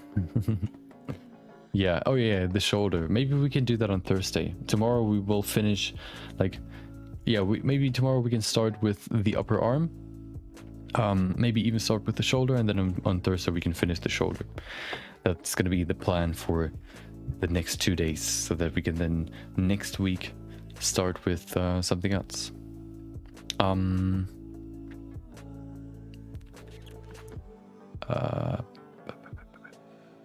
Yeah. I think, oh, what is going on there? Oh no. Oh no. What happened here? What is going on here? Hold on. Something is messed up. Did I had that in my rotation, or did I? Oh no, hold on. Did I rotate that with something else? It seems like I selected it and then I had it in one of the rotations. That's kind of bad. Can I just bring it back? I could also just append it from my previous version. Let's see. Let's save that as a new version. 5A, let's call it 5B. No, let's call it 6A.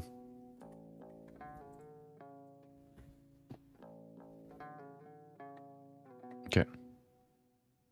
The elbow cap as well. Which one? No, the elbow cap is right. That's supposed to look like that. If you look at this one. Oh, no. Yeah, that's supposed to look like that. Just like, yeah, if you would rotate this up, you would have the same. I just tried to kind of keep some sort of like, of course, the elbow is kind of a weird bone, because like this sort of like protrusion is only there if you have it like angled like this. You have like this weird, like, yeah, elbow. If you rotate it back, can you even see that? Hold on. You can see right there. You look at the bone, like the bone goes all the way from back here, like zip, all the way to here. And then if you rotate it back, you can see it goes and tucks into between, like it just is gone because it's between the muscle.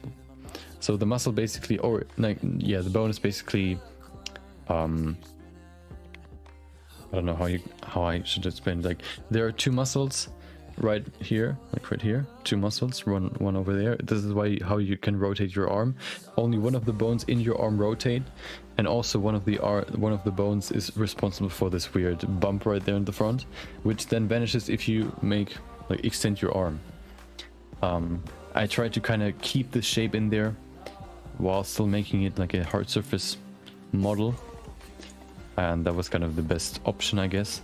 I also thought about maybe bringing in some sort of mesh to fill this space. Maybe, I don't know, maybe we'll do that at some point. This one, you see, if it's not angled, you can see like this elbow shape. That's why I put this weird flap in there, just to keep this shape in there. But yeah, it's not really there on this side. Oh, I wanted to see if I can recover my old hand. Let's see. Okay, well, that's not right. 5A is not right. What about 4A? That's why I make backup files. Oh, there it is. Is this the finished hand? It looks like it. Is it though? Yeah, looks like it's done.